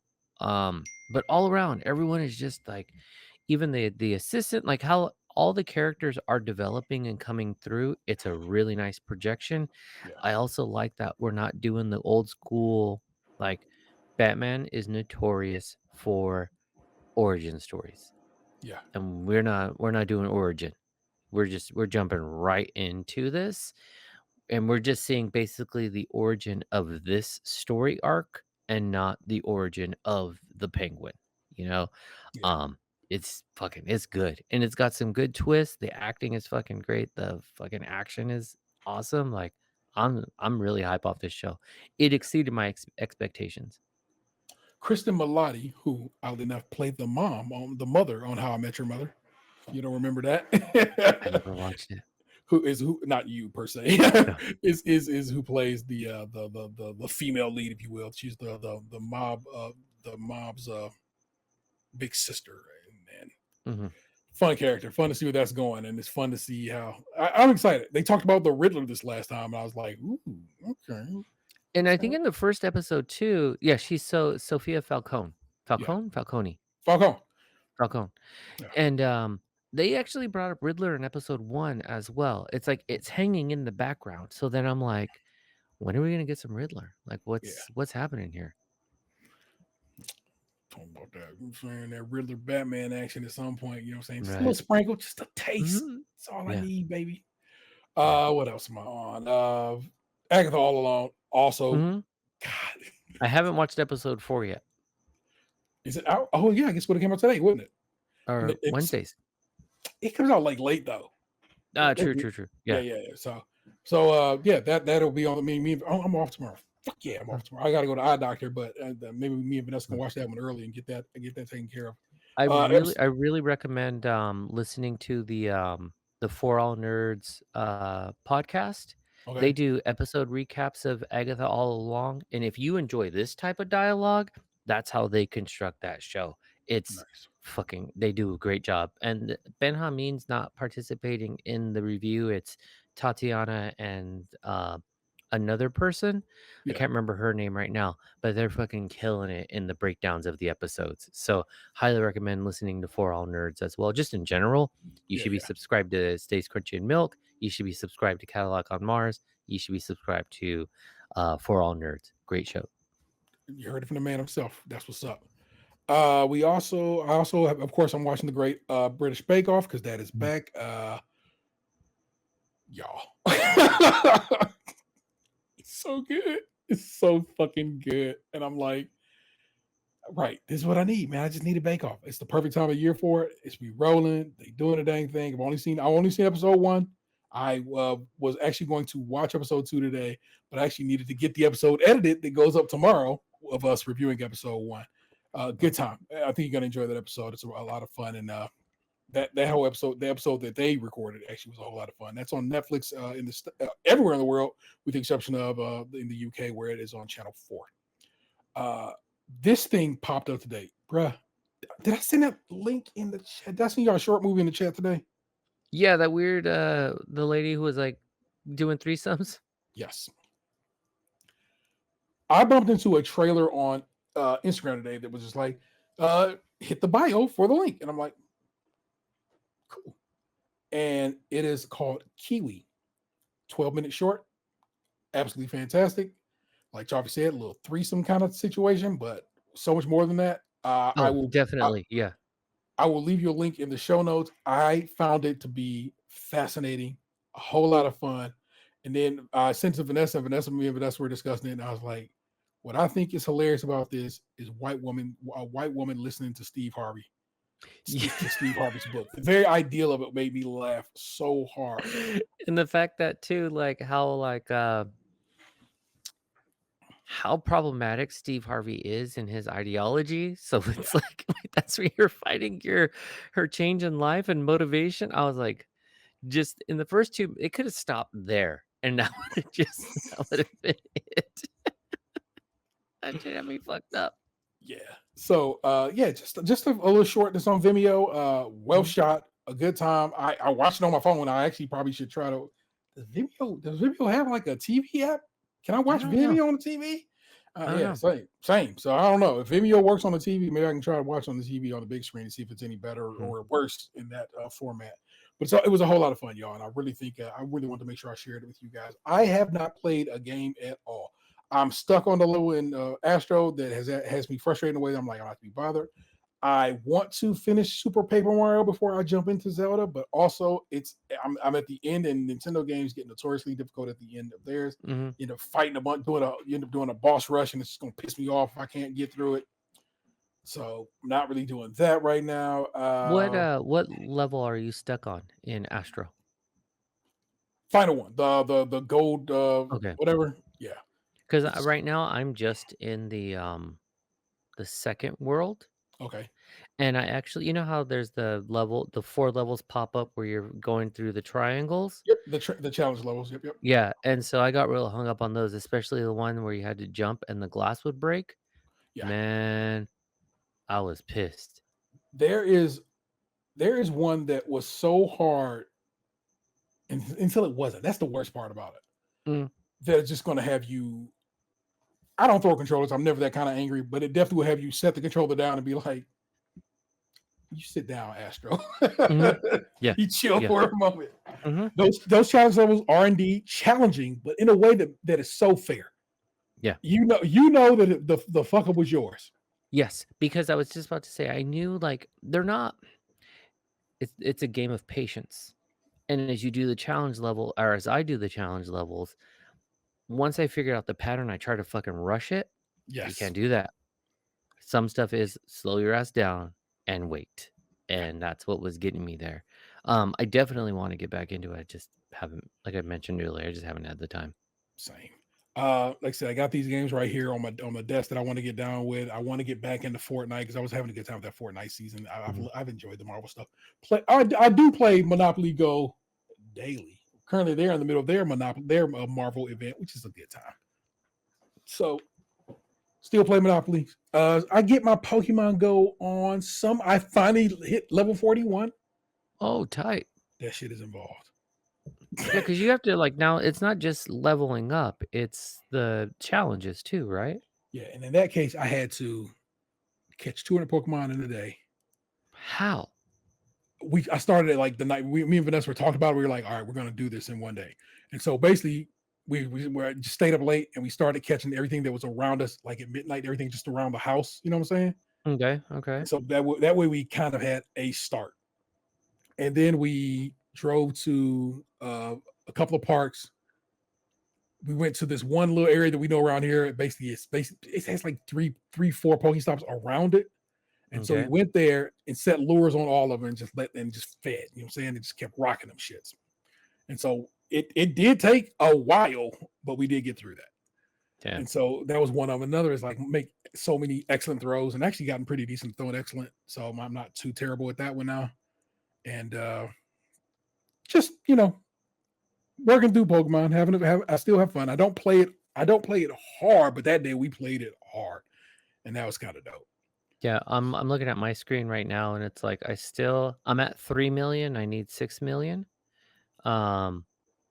Power up legendary or mythical 20 times, I've only done it 8 times. I don't hit a lot of raids in general, so of the 30, I've only done That 5. that was the thing that was the one that took me the longest to do the 30 raids. Yeah. Mhm. And then, and catch Pokemon in 200 in a single day, and I legit have today I only caught 2. Yeah. Yeah. So it's just like keep putting in that effort. I've been working on. So I have I've had those challenges that are sitting in there forever. Mhm. The ones that the professor gives you. Yeah, And yeah. so Mhm. I had been working on trying to beat the Team Rocket leaders, Mhm. and I finally beat Giovanni. And Okay. it took me a while. And it took me powering up a couple particular Pokemon to get through it, but I finally did that. Yeah, that can be a real big challenge. Cause like, I was just looking at those too. Those I tend to, like, study them over the weekend to be like, "What can I tackle?" Like, Oh shit! Got two 12Ks about to hatch. nice. Yeah, like right now I'm sitting on I got to for the masterwork research, I got to catch 300 Pokemon and make 100 curveball throws. I, The Galar calling 88 Pokemon I need to catch. I just haven't been doing a lot of catching. yeah, The one that okay, what I don't really understand is like the new maxing thing, like yeah, the it's just red. dumb. Yeah, yeah, Yeah. So I still got to collect the MP for that, but I need enough candies to power up the other ones to use the power I have. A lot of them are just simple dumb stuff I just need to get around to. yeah. Um, but I'm still sitting on the Arlo Cliff Sierra, Yeah. and I did finally exchange a gift with Mateo at the end of a route today. I did a route and I didn't see Mateo anywhere, so I Now, couldn't give had him. you already exchanged with Mateo? No, I've never seen Mateo. I don't even know how to do the Mateo thing. So what Okay, needs to occur? so okay, you do the route, right? Yeah, What whatever you do, do not complete the route. Make sure you are at the end yeah, because if you get to the end, if you so I fucked up the other day and I saw Mateo at the end and then it gave me the option to complete the route and so I completed it and he went away. And I was same. like, fuck, because I basically you closed it. So Yeah, as you get closer, he will pop up like how the grunts or the leaders kind of stand by the Pokestop. yeah. He just stands by the Pokestop, you tap on him, and then it'll go through some prompts and you would just exchange gifts. See, because Vanessa was like, I saw him and I'm like, I think I just closed the route, like you said, and Mhm. didn't get the option to. So don't close the route when you finish it. Just Yeah. wait to see Mateo, and then we're Yeah. good. Okay. Get like and you have to be at least when it popped for me, I was in like what is it, like 4 meters or whatever. Like I was like that close, basically. And then he Okay. like appeared. I was like, all right, cool. Very good. Um, but yeah, I had fucked it up the other day because I was like, I really got to get these going. And sometimes there's like a park right by my school. And so I'll be like, hey, I just need to take like a little mental break right now. So I'll walk to the park and back. And it's like a 5 minute walk. And I was like, oh shit, there's routes here. So I was like, let me do a route. And that's where I knew I like fucked that one up. So, Well, oh, just also like the party challenges. Have you done any of those? no. I don't even know how to do those. Yeah. Okay. So there's parties, right? But I've never done, I don't even know if they're still around. I think they are. I think they're one of the right-hand badges or something like that. And basically, it's like teaming up online or something. Okay. But I've just never done them. I'm like, I don't know how to do this shit. Well, my 12K eggs gave me a Salandit. I didn't have one of those, and a Pawnyard, which I didn't have either. So I got two I didn't have before. So that's what's Did up. they ever open it up where you can trade like Cross distance? No, you got to be in a room. damn? Because I remember that was like a thing talked about a while back where I was like, oh, it's coming, and then it just never did. Yeah. Damn. Throw a couple of eggs in the damn incubators. That's what's up. Oh damn, we really got into Pokemon Go right now, Hey man, I'm huh? just saying, a little Pokemon Go trap. But yeah, but that's everything. Like I said, I've been on. What have you been watching anything or playing anything so on for You you? know, like I mentioned earlier, yeah, I'm kind of in between Astrobot, but really haven't like been playing much because I've just been like chilling, you Yeah, know. Honestly, the thing I've been doing the most is getting home and then helping one or both of my kids with their homework. yeah, So I am relearning Algebra 2. I'm relearning Algebra 1. I'm also crafting my writing skills because these are all the things my kids are working on consistently. Where I'm like, listen, I get paid to go to school. I don't want to do it for free at home. So if you guys could learn, that would be great. I don't want to help you, but I do help them. Yeah, I love that in you. So that's Yeah, man. that's good. That's good stuff. There you go. That was our entertainment selection for the week. Hope There you you go. enjoyed that. It's a pretty solid Pokemon Go talk right there. So I you know think what's so. up in these streets, baby. Mhm. You know what it is. Please rate, review, subscribe, and share the show wherever possible. If you want to email us, we're at podcast@stagecrunchy.com. Love to hear from you there. Please subscribe to our YouTube channel and follow us over on Instagram. Need them YouTube follows, y'all. I'm going to build them. We building. I had a goal in September to get to 50. We got to the 50. And so now I guess I should probably make a goal to get to 100 in October. That seems a lot. Let's aim for 75. 25 more of our followers. There we go. That's the goal. You know what I'm saying? Please follow. You could be watching us live right now if you follow our YouTube. And if you want to watch us later with a little bit of editing, if I have to, I don't think I have to edit anything out of this particular one. I don't think we've had any long pause or anything. So it's probably going to sound just the same. But just in case, it's a better looking one ever so slightly because this is the stream version. You know what I'm saying? It's like both is depending on me and Charlie's internet. So it's not going to be as full fat as the downloaded version of the show and so forth. But hey, you got options. Yes. Consider, like I said, join us over there. If you want to support the show financially, you got a few extra toss away. Consider joining us on Patreon, where members of the $5 tier get extra content each month and early access to new shows. You also have merch over at tpublic.com/user/StageCrunchyMilk, all one word. Feel free to give us a call, 216-264-6311. That's 216-264-6311. We'd certainly love to hear from you. You know I want to hear from you because Google hit me up today and was like, hey, man, you still use this number? That's how long it's been since we heard from y'all on the phone. Y'all heard? Y'all are actually pretty good about communicating on other means, which is pretty dope. So that's what's up. Yeah, I believe that is it. Our missing man is the 216 zone, Tatum 216. It's the eBay Emperor Lunchbox 2099. This is my homeboy Chaufie. He is L Chaufie on Twitter. Yes. Yeah. CHAUFIE. We kind of don't fuck with Twitter no more. Yeah, it mostly just lives with like our own personal chat group. I mean, you can hit me up there, but where you can mostly find me is just posting mad stories in the Instagram, and that's just Chaufie, CHAUFIE. You can hit me up there. Same with we also got our Cadillac on Mars Twitter and our Cadillac on Mars Instagram as well. There you go. The man has told you.